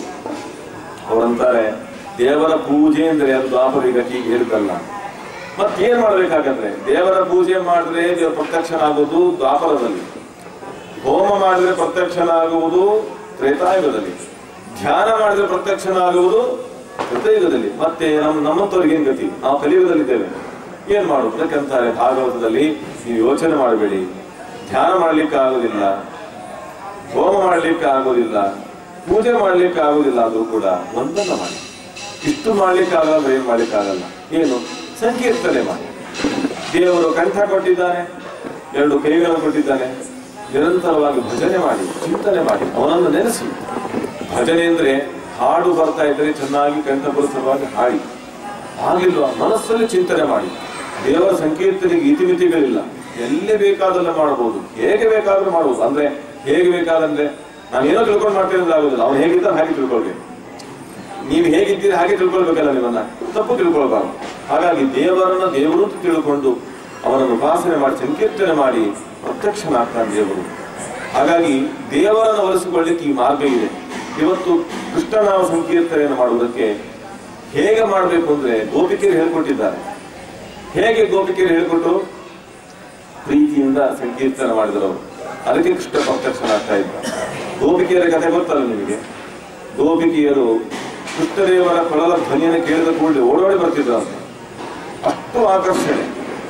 ಹೇಗೆ ಬರ್ತಿದ್ರು ಅಂದ್ರೆ ಭಾಗವತದಲ್ಲಿ ಹೇಳ್ತಾರೆ, ಒಬ್ಬಳು ಮಕ್ಕಳಿಗೆ ಊಟ ಬಡಿಸ್ತಾ ಇದ್ದಂತೆ ಮನೆಯಲ್ಲಿ, ಕೃಷ್ಣದೇವರ ಕೊಳಲ ಧ್ವನಿ ಕೇಳಿದ್ರು, ಸೌಟ್ ಹಿಡ್ಕೊಂಡು ಹಾಗೆ ಓಡಿಬಿಟ್ಲಂತೆ. ಮಕ್ಕಳಿಗೆ ಬಡಿಸ್ಬೇಕು ಅಂತ ಅನಿಸ್ಲೇ ಇಲ್ಲ ಅಂತ ಅವಳಿಗೆ, ಅಷ್ಟು ತಂದೆ ಇದೆ. ಅದು ಹಾಗೆ ಸಾಧ್ಯ ಉಂಟಾ ಅಂತ ಅಂತೇವೆ ನಾವು. ಇನ್ನೊಬ್ಬ ಗೋಪಿಗೆ ತನ್ನ ಮಗುವಿಗೆ ಸ್ತನ್ಯಪಾನ ಮಾಡ್ತಾ ಇದ್ಲಂತೆ, ನೀರು ಹಾಲು ಕುಡಿಸ್ತಾ ಇದ್ಲು. ಯಾವಾಗ ಕೃಷ್ಣ ಧ್ವನಿ ಕೇಳ್ತು ಓಡಿ ಹೋಗ್ಬಿಟ್ಲು ಮಗುವನ್ನು ಬಿಟ್ಟು. ಇನ್ನೊಬ್ಬಳು ಅಲಂಕಾರ ಮಾಡ್ಕೊಳ್ತಾ ಇದ್ಲು, ತನಗೆ ತಾನೇ ಅಲಂಕಾರ ಮಾಡ್ಕೊಳ್ತಾ ಇದ್ಲು. ಅಲ್ಲಿ ಹೇಳ್ತಾರೆ, ಅಲಂಕಾರ ಮಾಡ್ಕೊಳ್ಬೇಕಾದ್ರೆ ಒಂದು ಕ್ರಮ ಇದೆ. ಈ ವಸ್ತ್ರವನ್ನ ಹೀಗೆ ಧಾರಣ ಮಾಡಬೇಕು, ಈ ಆಭರಣವನ್ನು ಹೀಗೆ ಹಾಕೊಳ್ಬೇಕು, ಈ ಬಣ್ಣವನ್ನು ಎಲ್ಲಿ ಹಂಚಿಕೊಳ್ಬೇಕು ಕ್ರಮ ಇದೆ ಅಲ್ವಾ? ಅಲಂಕಾರ ಕ್ರಮ. ಈಗೇನೋ ಬೇರೆ ಬೇರೆ ಥರ ಬರ್ತಾ ಇದೆ, ಬೇರೆ ವಿಷಯ ಅಲ್ವಾ? ಆ ರೀತಿಯಲ್ಲಿ ಕಾಡಿಗೆಗೆ ಹಚ್ಚಿಕೊಳ್ಬೇಕಂತ ತುಟಿಗೆ ಹಚ್ಕೊಂಡ್ರೆ ಹೇಗಿರುತ್ತದೆ? ಕಾಡಿಗೆ ಕಣ್ಣಿಗೆ ಹಚ್ಕೊಳ್ಳೋದಲ್ಲ, ಅದರ ತುಟಿಗೆ ಹಚ್ಕೊಂಡ್ರೆ ಹೇಗಿರ್ತದೆ? ಭಯಾನಕ ಇರುತ್ತದೆ. ಇವತ್ತು ನೋಡ್ಬೋದು ಅಂತ ಅದೆಲ್ಲ. ತುಟಿಗೆ ಹಚ್ಚಿಕೊಳ್ಳೋದನ್ನ ಕಣ್ಣಿಗೆ ಹಚ್ಕೊಂಡ್ರೆ ಹೇಗಿರುತ್ತದೆ? ಎಲ್ಲ ವಿಪರೀತ. ಕಿವಿಗೆ ಹಾಕೊಳ್ಳೋದು, ಕಾಲಿಗೆ ಹಾಕೊಳ್ಳೋದು, ಕಿವಿಗೆ ಹಾಕೊಳ್ಳೋದು, ಈ ತರ ವ್ಯತ್ಯಸ್ತ ಆಭರಣರಾಗ್ಬಿಟ್ಟು ವಸ್ತ್ರ ಆಗ್ಬಿಟ್ಟು ಅಂದ್ರೆ ಯಾಕೆಂದ್ರೆ ಕೃಷ್ಣದೇವರ ಮೇಲೆ ಪ್ರೀತಿ. ಇದು ಸಾಧ್ಯವೇ ಪ್ರಶ್ನೆ? ಸಾಧ್ಯ ಇದೆ. ಇವತ್ತು ನಮಗೆ ಇದು ಬೇಕು ಅಂತ ಅನಿಸ್ತು ಅಂತ ಇಟ್ಕೊಳ್ಳಿ, ಯಾವುದೋ ಒಂದು ವಿಷಯ ಇದು ಬೇಕು ಅಂತ ಅನಿಸಿದ್ರೆ ಮತ್ತೆ ನಮಗೆ ಯಾವುದು ಬೇಡ, ಅದು ಮಾತ್ರ. ಈಗ ಮಕ್ಕಳಿಗೆ ಈ ಕ್ರಿಕೆಟು ಅಂತ ಇತ್ತು ಹಿಂದೆ, ಈ ಕ್ರಿಕೆಟ್ ಬರೀ ಫೋನ್ ಮಾತ್ರ ಬಂದಿದೆ. ಐಫೋನ್, ಐಪ್ಯಾಡ್ ಒಂದು ಬಂದ್ಬಿಟ್ರೆ ಸಾಕು, ಜಗತ್ತು ಏನ್ ಬೇಕಾದ್ದಾಗಲಿ ಹೋಗ್ತಾ ಇರ್ತಾನೆ, ಕೆಳಗೆ ಬೀಳ್ತಿರ್ತಾನೆ, ಗೊತ್ತಾಗುವುದಿಲ್ಲ. ಹಾಗೆ ಇಲ್ಲಿ ತನ್ಮಯತೆ, ಜಡವಾದ ಒಂದು ಯಾಂತ್ರಿಕವಾದ ಒಂದು ಫೋನ್ ಬಗ್ಗೆ ಎಷ್ಟು ತನ್ಮಯತೆ ಇದೆ ಅಂದ್ರೆ, ಹಾಗಾದ್ರೆ ಒಂದು ಚೇತನ ಬಗ್ಗೆ ಬರಬಾರದು ಅಂತ ಇಲ್ಲ ತಾನೆ? ನಮ್ಮವರ ಬಗ್ಗೆ ನಮಗೆ ಪ್ರೀತಿ ಇದ್ದಾಗ ತನ್ಮಯತೆ ನಾವು ಹೇಗಿರ್ತೇವೆ? ಯಾರೇನ್ ಬೇಕಾದ್ರು ನಮಗೆ ಬೇಕಷ್ಟೇ, ಹೌದಾ? ಎಷ್ಟೋ ಜನ ಮಾತಾಡ್ತಿರ್ತಾರಲ್ಲ ಭಯಂಕರವಾಗಿ, ದೇವಸ್ಥಾನ ಜೋರ ಮಾತಾಡ್ತಿರ್ತಾರೆ, ಯಾಕೆ ತನ್ಮಯತೆ ಉಂಟು ಅಂತ. ನಿರಂತರ ಮಾತಾಡ್ಬೇಕಲ್ಲ ಅವರು. ನಾನು ಯಾಕೆ ಹೇಳ್ತಿದ್ದೀನಿ ಅಂದ್ರೆ, ಒಬ್ಬ ವ್ಯಕ್ತಿಗೆ ಒಂದು ಇಷ್ಟ ಆದ್ರೆ ಅವನೆಲ್ಲವನ್ನು ಮರೀತಾನೆ. ಗೋಪಿಕೆಯರಿಗೆ ಇಷ್ಟವಾಗಿದ್ದು ಕೃಷ್ಣ, ಅಲ್ಲಿ ತನ್ಮಯರಾದರು. ಆದರೆ ತನ್ಮಯತೆ ಇತ್ತು, ದೇವರೊಟ್ಟಿಗೆ ವಿಹಾರ ಮಾಡಿದರು, ರಾಸಕ್ರೀಡೆ ಆಡಿದ್ರು, ಜಲಕ್ರೀಡೆ ಆಡಿದ್ರು, ಸ್ವಲ್ಪ ಅಹಂಕಾರದಂತ. ಏನು ಅಹಂಕಾರ? ಎಲ್ಲ ಗೋಪಿಕೆಯರ ಒಟ್ಟಿಗೆ ಕೃಷ್ಣದೇವರು ನರ್ತನ ಮಾಡ್ತಾರೆ, ಹಾಡ್ತಾರೆ, ಕುಣಿತಾರೆ. ಒಬ್ಬೊಬ್ಬ ಗೋಪಿಕೆಯ ಒಟ್ಟಿಗೂ ಕೂಡ ಗೋಪಿಕೆಯರಿಗೆ ಅನ್ನಿಸ್ತಂತೆ, ಯಾಕೆ ಕೃಷ್ಣ ನಾನು ಬಿಡ್ತಾ ಇಲ್ಲ ಅಂತ. ಬಂದದ್ದು ಇವರಾಗೆ ಓಡಿ ಬಂದಿದ್ದು ದೇವರ ಹತ್ರ, ದೇವರೇ ಓಡಿ ಬಂದದ್ದಲ್ಲ. ದೇವರು ಉದ್ಯಾನವನದಲ್ಲಿದ್ದ, ಎಲ್ಲ ಗೋಪಿಕೆಯರು ತಾವಾಗಿ ಬಂದರು, ಬಂದು ಅವರೊಟ್ಟಿಗೆ ವಿಹಾರ ಮಾಡಿ ಈಗ ಅಂದ್ಕೊಳ್ತಾರೆ, ಕೃಷ್ಣ ನನ್ನನ್ನು ಬಿಡ್ಲಿಕ್ಕೆ ಇಷ್ಟಪಡೋದಿಲ್ಲ. ಯಾಕೆ? ನಾನು ತುಂಬಾ ಶ್ರೇಷ್ಠ. ಯಾಕೆ ಶ್ರೇಷ್ಠ? ನಾನು ತುಂಬಾ ಸುಂದರಿ ಅಂತ ಇಷ್ಟೇ. ನಾನು ಬಹಳ ಸುಂದರಿಯಾಗಿದ್ದೇನೆ, ನಾನು ಬಹಳ ಶ್ರೇಷ್ಠನಾಗಿದ್ದೇನೆ, ಅದಕ್ಕೆ ನನ್ನ ಹತ್ರ ಬಂದಿದ್ದಾನೆ. ನಿಜವಾಗಿ ಸುಂದರ ದೇವರು, ನಿಜವಾಗಿ ಶ್ರೇಷ್ಠ ಕೃಷ್ಣ ದೇವರು. ಅದು ಅಂದ್ಕೊಂಡಿದ್ದೀವು. ದೇವರು ಹೇಳಿದ, ಓಹೋ ಯಾಕೋ ಸ್ವಲ್ಪ ಬದಲಾವಣೆ ಕಾಣ್ತಾ ಇದೆ. ಪ್ರೀತಿಯಿಂದ ಬಂದವರು, ಭಕ್ತಿಯಿಂದ ಬಂದವರೆಲ್ಲ ಅಹಂಕಾರ ಬರಬಾರ್ದಲ್ವಾ? ಯಾರಿಗೆ ಭಕ್ತಿ ಉಂಟು ಅಹಂಕಾರ ಬರಬಾರದು. ಭಕ್ತಿ ಅಂದ್ರೆ ಅಹಂಕಾರ ರಹಿತ ಅಂತಲೇ ಅರ್ಥ. ಆದ್ರೆ ಯಾವಾಗ ಅಹಂಕಾರ ಬಂತು ಭಕ್ತಿ ಶುದ್ಧಿ ಇಲ್ಲ ಅಂತ ಅರ್ಥ. ಇವತ್ತು ನನಗೆ ಅಹಂಕಾರ ಸಹಜವಾಗಿ ಬಂದ್ಬಿಡುತ್ತೆ, ಸಹಜವಾಗಿ ಬರುತ್ತದು. ಹೇಗೆ ಬರುತ್ತೆ ಅಂದ್ರೆ ನಿಮ್ಗೆ ಗೊತ್ತಿಲ್ವಾ ನಾನು ಏಕಾದಶಿ ಪಾಸ್ ಮಾಡ್ತಾ ಇದ್ದೇನೆ, ನೀವು ಮಾಡ್ತಿಲ್ವಾ ಅಂತ ಅವ್ರನ್ನ ಡಿಲೇ ಮಾಡಿಬಿಡುದು. ಹೋಯ್ತಲ್ಲಿ ಮಾಡುವ ಪೂಜೆ ಪುರಸ್ಕಾರಗಳು, ಪಾಠ ಪ್ರವಚನ, ಭಜನೆ, ಸಾಧನೆ, ಯಾವುದೇ ದೇಶ ಸೇವೆ, ಧರ್ಮ ಸೇವೆ ಎಲ್ಲವೂ ಕೂಡ ಶುದ್ಧವಾಗಿರ್ಬೇಕಾದ್ರೆ ಅಹಂಕಾರ ಇರಬಾರದು. ನಮ್ಮ ಗುರುಗಳು ಹೇಳೋರು, ಒಂದು ಅಹಂಕಾರ ಬಂದ್ರೆ ಹೇಗಿರುತ್ತೆ ಅಂತಂದ್ರೆ, ನಾನು ಪಾಠ ಮಾಡ್ತೇನೆ, ನಾನು ಪ್ರವಚನ ಮಾಡ್ತೇನೆ, ನಾನು ಭಜನೆ ಮಾಡ್ತೇನೆ, ನಾನು ಬಹಳ ಉತ್ತಮ ಸಾತ್ವಿಕ ಮಾರ್ಗದಲ್ಲಿ ಇರ್ತೇನೆ. ಅದೇನುಂಟು ಅಂದ್ರೆ ಎಲ್ಲ ಇದೆ, ಅಹಂಕಾರ ಇದೆ. ಅದು ಹೇಗಿರುತ್ತೆ ಅಂದ್ರೆ ಗುರು ದೃಷ್ಟಾಂತ ಕೊಡೋದು ಗುರುಗಳು. ಒಂದು ಬಂಗಾರದ ಪಾತ್ರೆ, ಬಂಗಾರದ ಪಾತ್ರೆ ಶ್ರೇಷ್ಠ ಅಲ್ವಾ? ಎಲ್ಲ ಪಾತ್ರೆಗಳಿಗೆ ಶ್ರೇಷ್ಠ ಯಾವುದು? ಬಂಗಾರ. ಬಂಗಾರ ಅಂದ ತಕ್ಷಣ ನಮಗೆ ಕಿವಿ ಅರಳುತ್ತದೆ, ಬಂಗಾರ ಪಾತ್ರೆ ಶ್ರೇಷ್ಠ. ಆ ಬಂಗಾರ ಪಾತ್ರೆಯನ್ನ ಇನ್ನೊಂದು ಪವಿತ್ರವಾದ ಜಾಗದಲ್ಲಿಡುವುದು ಎಲ್ಲಿ ಗೊತ್ತಾ? ಕೃಷ್ಣಾಜಿನ ಅಂತ ಹೇಳೋದು. ಹಿಂದೆ ಈಗೆಲ್ಲ ಹೇಳಿ ಕೂಡ ಇಲ್ಲ, ಈಗ ಹೇಳಿದ್ರೆ ಒಳಗೆ ಹಾಕಿಬಿಡ್ತಾರೆ. ಕೃಷ್ಣಾಜಿನ, ಕೃಷ್ಣ ಮೃಗದ ಚರ್ಮ, ಅದು ಪವಿತ್ರ. ಆ ಕೃಷ್ಣಾಜಿನ ಬಹಳ ಪವಿತ್ರವಾದದ್ದು. ಅದರ ಒಳಗೆ ಈ ಬಂಗಾರದ ಪಾತ್ರೆ ಇಡುವುದು. ಬಂಗಾರದ ಪಾತ್ರೆಯೇ ಪವಿತ್ರ, ಅದನ್ನ ಏನ್ ಮಾಡೋದು? ಕೃಷ್ಣಾಜಿನದ ಒಳಗೆ ಇಡುವುದು. ಅದನ್ನು ತಗೊಂಡೋಗಿ ಎಲ್ಲಿಡುವುದು? ಗಂಗೆ ಒಳಗೆ ಇಡುವುದು. ಗಂಗೆಯ ಒಳಗೆ, ಗಂಗೆ ಪವಿತ್ರ ಅಲ್ವಾ? ಗಂಗೆಯ ಒಳಗೆ ಕೃಷ್ಣಾಜನ, ಕೃಷ್ಣಾಜನದ ಒಳಗೆ ಬಂಗಾರದ ಪಾತ್ರೆ. ಆ ಬಂಗಾರದ ಪಾತ್ರೆಯಲ್ಲಿ ಏನುಂಟು ಅಂತ ಕೇಳಿ, ಏನಿರುತ್ತೆ ಗೊತ್ತಾ? ಮದ್ಯ ಇದೆ. ಮದ್ಯ ಅಂದ್ರೆ ಕುಡಿಯಬಾರದಂತ ಪೇಯ. ಹೌದಾ? ನಾವು ಕುಡಿಬಾರದು ಅದನ್ನು. ಅದಿದ್ರೆ ಅದರ ಪವಿತ್ರ ಅಂತ ಯಾರು ಸ್ವೀಕಾರ ಮಾಡ್ತಾರ? ಅದಿದ್ದದಕ್ಕೆಲ್ಲವೂ ವರ್ಜವೇ. ನಮಗೆ ಸದಾಚಾರ ಇದೆ, ಧರ್ಮ ಇದೆ, ಕರ್ಮ ಇದೆ, ಶಾಸ್ತ್ರ ಇದೆ, ಎಲ್ಲ ಇದೆ. ಬೇಕಾದಷ್ಟು ಅಹಂಕಾರ ಇದೆ ಅಂತಂದ್ರೆ ಎಲ್ಲ ವ್ಯರ್ಥವಿದೆ. ಅದಕ್ಕೆ ದೇವರು ಹೇಳಿದ, ಇಷ್ಟು ಪ್ರೀತಿಯಲ್ಲಿ ಬಂದಿದ್ದೀರಿ ನೀವು ಎಲ್ಲ ಗೋಪಿಕೆಯರು, ಗಂಡ ಮಕ್ಕಳು, ತಂದೆ ತಾಯಿ, ಅತ್ತೆ ಮಾವ ಎಲ್ಲರೂ ಬಿಟ್ಟು ಬಂದಿದ್ದೀರಿ. ಇಷ್ಟು ಪ್ರೀತಿಯಿಂದ ಬಂದಾಗಲೂ ಇಷ್ಟು ಅಹಂಕಾರ ಮಾಡಿದ್ರೆ ಎಲ್ಲ ವ್ಯರ್ಥ ಆಗುತ್ತೆ. ಸರಿ ಮಾಡ್ಬೇಕು ಅಂದ್ಕೊಂಡಂತೆ. ಪ್ರಶಮಾಯ ಪ್ರಸಾದಾಯ ತತ್ರೈವಾಂತರ್ಧೀಯತ ಅಂತಾರೆ ಶುಕಾಚಾರ್ಯರು. ಈ ಭಕ್ತಿಯಿಂದ ಬಂದ ಎಲ್ಲ ಗೋಪಿಕೆಯರಿಗೆ ಅಹಂಕಾರ ಬಂದ್ಬಿಡ್ತು, ಸರಿ ಇಲ್ಲ, ಸರಿ ಮಾಡ್ಬೇಕು. ಹಾಗಾದ್ರೆ ಶಿಕ್ಷೆ ಕೊಟ್ಬಿಡೋಣ? ಬೇಡ ಬೇಡ. ಭಕ್ತಿ ಉಳ್ಳವರು ಪಾಪ ಗೊತ್ತಿಲ್ಲದೆ ತಪ್ಪು ಮಾಡಿರ್ತಾರೆ, ತಿದ್ದಬೇಕು ಅಂತ ದೇವರು ಏನ್ ಮಾಡಿದ? ಅದೃಶ್ಯ ಆಗ್ಬಿಟ್ಟ. ಅದೃಶ್ಯಾದುಗಳವರಿಗೆ ಪ್ರಾಣವೇ ಹೋದಂತಾಯ್ತು. ಯಾಕೆ? ಪ್ರಾಣಕ್ಕಿಂತ ಹೆಚ್ಚು ಪ್ರೀತಿಸ್ತಾ ಇದ್ರು ದೇವರನ್ನು, ತಡಿಲಿಕ್ಕಾಗಿಲ್ಲ. ಎಲ್ಲರೂ ಸೇರಿ ಪ್ರಾರ್ಥನೆ ಮಾಡ್ತಾರೆ. ಅವರಿಗೆ ಒಂದು ಕಳವಳ ಆಯ್ತು. ರಾತ್ರಿ ಕಾಲ ತನಗೆ ಇಷ್ಟವಾದ ಕೃಷ್ಣ ಕಾಣದಿದ್ದಾಗ ಅವ್ರು ದಿಗ್ಭ್ರಮೆ ಆಗ್ಬಿಟ್ರು. ಇಷ್ಟವಾದ ವಸ್ತು ಕಣ್ಮರೆಯಾದಾಗ ಏನಾಗುತ್ತೆ ಹೇಳಿ? ಅಯೋಮಯ ಆಗ್ಬಿಡುತ್ತೆ. ಜಗತ್ತೇ ಅಲ್ಲೋಲ ಕಲ್ಲೋಲ, ಅದು ಏನಾಗಿರಲ್ಲ, ನಮಗೆ ಹಾಗೆ ಅನಿಸುತ್ತೆ. ಇಷ್ಟವಾದ ವಸ್ತು ಯಾವ್ದು ಬೇಡ, ಬರೀ ಒಂದು ಫೋನ್ ಕಣ್ಮರೆಯಾದ್ರೆ ಸಾಕು. ಜೀವನವೇ ನೀವು ತೋರಿಕೆ ಮಾಡ್ತೇವೆ ನಾವು ಅಲ್ವಾ? ಎಷ್ಟು ಭಯಾನಕ ಸ್ಥಿತಿ ಇದೆ. ಸ್ವತಃ ಕೃಷ್ಣದೇವರನ್ನು ಪ್ರೀತಿಸ್ತಾ ಇದ್ರು ಎಲ್ಲ ಗೋಪಿಕೆಯರು. ಯಾವಾಗ ಕಣ್ಮರೆ ಆಗ್ಬಿಟ್ಟು ನಾವು ಸಂಕಟ ಆಯ್ತಂತ ಅವರಿಗೆ. ಅದಕ್ಕಿಂತ ಹೆಚ್ಚು ಸಂಕಟ ಇನ್ನೊಂದಾಯ್ತು. ಏನು ಗೊತ್ತಾ? ಅವರೆಲ್ಲ ಗುಂಪಿತ್ತಲ್ಲ, ಆ ಗುಂಪಲ್ಲಿ ಒಬ್ರು ಕಾಣ್ತಾ ಇರ್ಲಿಲ್ಲ. ಎಲ್ಲರೂ ಬಂದಿದ್ರು, ಒಟ್ಟಿಗೆ ಬಂದಿದ್ದಾರೆ. ಬರುವಾಗ ಯಾರು ಬಂದಿದ್ರು ಅವರೆಲ್ಲ ಅಲ್ಲೇ ಇದ್ರೆ ಸಂತೋಷ ಆಗ್ತಿತ್ತು. ಹಾಗಿರ್ಲಿಲ್ಲ, ಒಬ್ಬಳು ಕಾಣ್ತಾ ಇಲ್ಲ. ಯಾಕೆಂದ್ರೆ ಈ ಪುಟ್ಟ ಕೃಷ್ಣ ಒಬ್ಬಳ ಕರ್ಕೊಂಡು ಹೊರಟೋಗಿಲ್ಲ. ಅವ್ರಿಗೆ ಇನ್ನೂ ಸಂಕಟ, ನಮಗೆ ಸಿಗದೇ ಇರಬೇಕಂತ ಅವಳಿಗೆ ಸಿಕ್ಕಿದ್ದಾನಲ್ಲ ಅಂತ. ಮಾತ್ ಸತ್ಯ, ಜಲಸಿ ಅಂತೇವಲ್ಲ, ತುಂಬಾ ಸಂಕಟ ಆಯ್ತಂತೆ. ಕೃಷ್ಣ ಕಣ್ಮರೆಯಾಗಿದ್ದು ಒಂದು ಸಂಕಟ ಆದ್ರೆ, ತನ್ನವಳನ್ನ ತಮ್ಮ ಪೈಕಿ ಒಬ್ಬಳ ಕರ್ಕೊಂಡು ಹೋದ್ರಲ್ಲ, ಇನ್ನಷ್ಟು ಸಂಕಟ ಆಯ್ತಂತೆ. ಅವರು ಆ ಬೇಗಿಯಲ್ಲೇ ಇದ್ದರು. ಹೋದವಳಿದ್ದಾಳಲ್ಲ, ಅವಳಿಗೆ ಇನ್ನಷ್ಟು ಅಹಂಕಾರ ಬಂತಂತೆ. ಇಷ್ಟು ಗೋಪಿಕೆಯರ ಮಧ್ಯದಲ್ಲಿ ನನ್ನನ್ನು ಮಾತ್ರ ಕರ್ಕೊಂಡು ಬಂದಲ್ಲ, ಹಾಗಾದ್ರೆ ಈ ಕೃಷ್ಣನಿಗೆ ನಾನು ಮಾತ್ರ ಬೇಕು, ನಾನು ಬಿಡ್ಲಿಕ್ಕೆ ಇಷ್ಟಪಡಲ್ಲ ಇವನು. ಯಾಕೆ? ನಾನು ಬಹಳ ಶ್ರೇಷ್ಠನಾಗಿದ್ದೇನೆ, ಯಾಕೆ? ತುಂಬಾ ಸುಂದರಿ ಅಂತ. ಮತ್ತೆ ಅಹಂಕಾರ ಜಾಸ್ತಿ ಆಯ್ತು. ಅವಳು ಅಹಂಕಾರ ಜಾಸ್ತಿ ಆದಾಗ ಹೇಳ್ತಾಳೆ, ಕೃಷ್ಣ ನನಗೆ ನಡಲಿಕ್ಕೆ ಆಗುವುದಿಲ್ಲ ಈಗ. ದೇವ್ರು ಹೇಳ್ದ, ಹೌದು ಯಾಕೆ? ನನಗೆ ನಡಲಿಕ್ಕೆ ಆಗುದಿಲ್ಲ, ನಿನಗೆ ನಾನು ಬೇಕು ಅಂತಿದ್ರೆ ಎತ್ಕೊಂಡು ಹೋಗು ಅಂತ ಹೇಳ್ತಾನೆ. ಪುಟ್ಟ ಕೃಷ್ಣ ಅವನು, ಇವೊಬ್ಬ ಗೃಹಿಣಿ. ಗೃಹಿಣಿ ಹೇಳುವುದೇನೆಂದ್ರೆ, ನನ್ನನ್ನ ನೀನು ಇಷ್ಟಪಡುವುದಾದ್ರೆ ನೀನು ಕರೆದುಕೊಂಡು ಹೋಗು, ನನಗೆ ನಡಲಿಕ್ಕೆ ಆಗುದಿಲ್ಲ. ಅದು ಯಾವಾಗಲೂ ಹಾಗೆ, ಸ್ವಲ್ಪ ಪ್ರೀತಿ ಜಾಸ್ತಿ ಭಾರ ಆದ್ರೆ ಮತ್ತೆ ಹೀಗೆ ಆಗ್ಬೋದು, ನನ್ನ ನೀವೇ ಕರ್ಕೊಂಡು ಹೋಗ್ಬೇಕು ಅಂತ. ಅದಕ್ಕೆ ದೇವರು ಹೇಳಿದ, ಸ್ಕಂದ ಆರೋಗ್ಯದ ಮಿತಿ. ಪುಟ್ಟ ರೂಪದ ಕೃಷ್ಣ ದೇವರು ಹೇಳ್ತಾರೆ, ನೀನು ನನ್ನ ಭುಜವನ್ನು ಇರು ಅಂತ ಹೇಳ್ತಾನ. ಇರಲಿ ಸಾಧ್ಯವ? ಅಲ್ಲ, ದೇವರು ಇಡೀ ಬ್ರಹ್ಮಾಂಡವನ್ನು ತನ್ನ ಹೊಟ್ಟೆಯಲ್ಲಿ ಇಟ್ಕೊಂಡಿದ್ದಾನೆ. ಅದು ಸಮಸ್ಯೆ ಇಲ್ಲ. ಆದ್ರೆ ಅಲ್ಲಿ ನೋಡ್ಬೇಕಾದ್ದು ಪುಟ್ಟ ಕೃಷ್ಣ ರೂಪದ ಮೇಲೆ ಇಲ್ಲಿ ಕೂಡುದಂತ ದೇವರು. ಅವ್ನು ತಯಾರಲ್ಲಂತೆ. ಹೇಗಿರ್ಬೇಕು ಹೇಳಿ? ತಯಾರಲ್ವ? ಹತ್ಕೊಂಡು ಇನ್ನೇನು ಹೊರಡಬೇಕು, ಕೆಳಗಿದ್ದ ಕೃಷ್ಣ ಅಂತರ್ಧಾನ ಆಗ್ಬಿಟ್ಟಾನೆ, ಅದೃಶ್ಯ ಆಗ್ಬಿಟ್ಟಾನೆ, ತಪ್ಪನೆ ಕೆಳಗೆ ಬೀಳ್ತಾನೆ. ಅವಳಿಗೆ ಇನ್ನಷ್ಟು ದುಃಖ ಆಯ್ತಂತೆ. ಯಾಕೆ? ಈ ಕಡೆ ಎಲ್ಲಿ ಸಖಿಯರು ಇಲ್ಲ, ಗೆಳತಿಯರು ಇಲ್ಲ, ಈ ಕಡೆ ಈ ಕೃಷ್ಣನೂ ಇಲ್ಲ, ಏಕಾಕಿ ಆಗಿಬಿಟ್ಟಿದ್ದೇನೆ. ಹೇಳ್ತಾರೆ ಶುಕಾಚಾರ್ಯರು, ಅಹಂಕಾರ ಪಟ್ರೆ ದೇವ್ರು ಹೀಗೆ ಮಾಡಿಬಿಡ್ತಾರೆ. ಆದರೆ ಅಹಂಕಾರಿಗಳಾದವ್ರು ತಿದ್ದುಕೊಳ್ಳಿಕ್ಕೆ ಪ್ರಯತ್ನ ಮಾಡ್ಬೇಕು. ಕಷ್ಟ ಬಂದಾಗ ತಿದ್ದುಕೊಳ್ಬೇಕು. ಕೆಲವೊಮ್ಮೆ ಏನಾಗುತ್ತೆ ಅಂದ್ರೆ ತಿದ್ದುಕೊಳ್ಳಿಕ್ಕೆ ಆಗಿರೋಷ್ಟು ಮಟ್ಟಕ್ಕೆ ಅಹಂಕಾರ ಇರುತ್ತೆ. ಹೇಳ್ತಿರ್ತಾರೆ, ನೋಡಪ್ಪ ಹೀಗಲ್ಲ, ಹೀಗೆ ಮಾಡ್ತಾರೆ, ನಾನು ಹೀಗೆ ಅಂತ ಮತ್ತೆ ಸಮರ್ಥನೆ ಮಾಡ್ಕೊಂಡು ಹೋಗ್ತಿರ್ತಾರೆ. ಇದರ ಪರಿಣಾಮ ಇನ್ನಷ್ಟು ಭಯಂಕರ ಆಗಿರ್ತದೆ.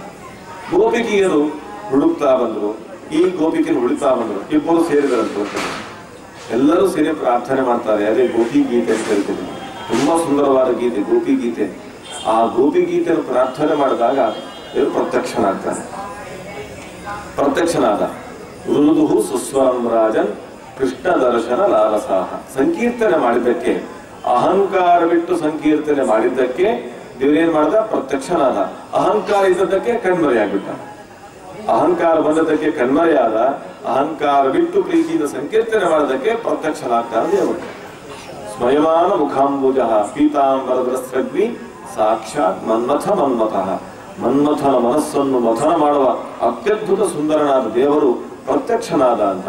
ಇದು ನಮಗೇನು ಪಾಠ ಕಲಿಸುತ್ತೆ ಅಂದ್ರೆ, ನಾವು ಸಾಧನೆ ಮಾಡೋಣ, ಒಳ್ಳೆಯ ಕೆಲಸವನ್ನೇ ಮಾಡೋಣ, ಅಹಂಕಾರ ಪಡಬಾರ್ದು. ಅಹಂಕಾರ ಪಟ್ರಿ ಅಂದ್ರೆ ದೇವರು ಕಾಣೋದಿಲ್ಲ. ಇವತ್ತು ದೇವರು ಕಂಡಿದ್ದಾನ ಅಂತ ಕೇಳಿದ್ರೆ ಉತ್ತರ ಇಲ್ಲ ನಮ್ಮಲ್ಲಿ. ಯಾಕೆ ಕಾಣ್ತಾ ಇಲ್ಲ? ಯಾಕೆ ಕಾಣ್ತಿಲ್ಲ ಅಂತ ಕೇಳಿ, ನಾವು ಅಹಂಕಾರ ಒಳ್ಳೆಯವರು ಅಂತ ಹೇಳಲ್ಲ.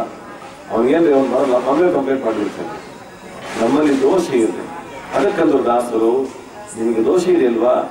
ಅಹಂಕಾರ ಇದೆ, ಕಾಮ ಇದೆ, ಕ್ರೋಧ ಇದೆ, ಎಲ್ಲ ಇದೆ. ಯಾವುದಿದೆಲ್ಲ ಬೇಕಾದಷ್ಟು ಸಂಪತ್ತಿಗಳಿವೆ ನಮ್ಮಲ್ಲಿ, ಭಯಂಕರವಾದದ್ದು. ಅದು ಹೋಗಬೇಕಾದ್ರೆ ಒಂದೇ ದಾರಿ, ಕೃಷ್ಣ ನಾಮ ಸಂಕೀರ್ತನೆ ಮಾಡಿ, ಕೃಷ್ಣ ಕೃಷ್ಣ ಕೃಷ್ಣ ಅಂತ ಪ್ರಾರ್ಥನೆ ಮಾಡಿ. ಇದರ ಪರಿಣಾಮ ಸುಂದರವಾದ ಜೀವನ, ಸುರಕ್ಷಿತವಾದ ಜೀವನ ಆಗುತ್ತೆ. ಒಂದು ಮಾತನ್ನ ನೆನೆಸಿಕೊಂಡು ನನ್ನ ಮಾತನ್ನು ಮುಗಿಸ್ತೇನೆ. ನಮ್ಮ ಗುರುಗಳು ಒಬ್ಬರಿದ್ದರು, ಸುಧೀಂದ್ರ ತೀರ್ಥ ಶ್ರೀಪಾದಂಗಳವರು ಅಂತ ಕುತ್ತಿಗೆ ಮಠದ ಸ್ವಾಮಿಗಳು. ಇವತ್ತಿನ ಕುತ್ತಿಗೆ ಮಠದ ಸ್ವಾಮಿಗಳ ಗುರುಗಳು. ಶಿತಾಯುಷ್ಯ ಇದ್ದವರಿಗೆ 100 ವರ್ಷ ಮೇಲಿದ್ದರು. ಅವರ ಮಠದ ಪರ್ಯಾಯದ ಸಂದರ್ಭದಲ್ಲಿ ಕೃಷ್ಣ ಮಠದಲ್ಲಿ ಏನು ಇರಲಿಲ್ಲಂತೆ. ತುಂಬಾ ಹಳೆಯ ಪ್ರಸಂಗ ಅದು. ಏನಿರಲಿಲ್ಲಂತೆ, ಪದಾರ್ಥ ಏನೂ ಇಲ್ಲ.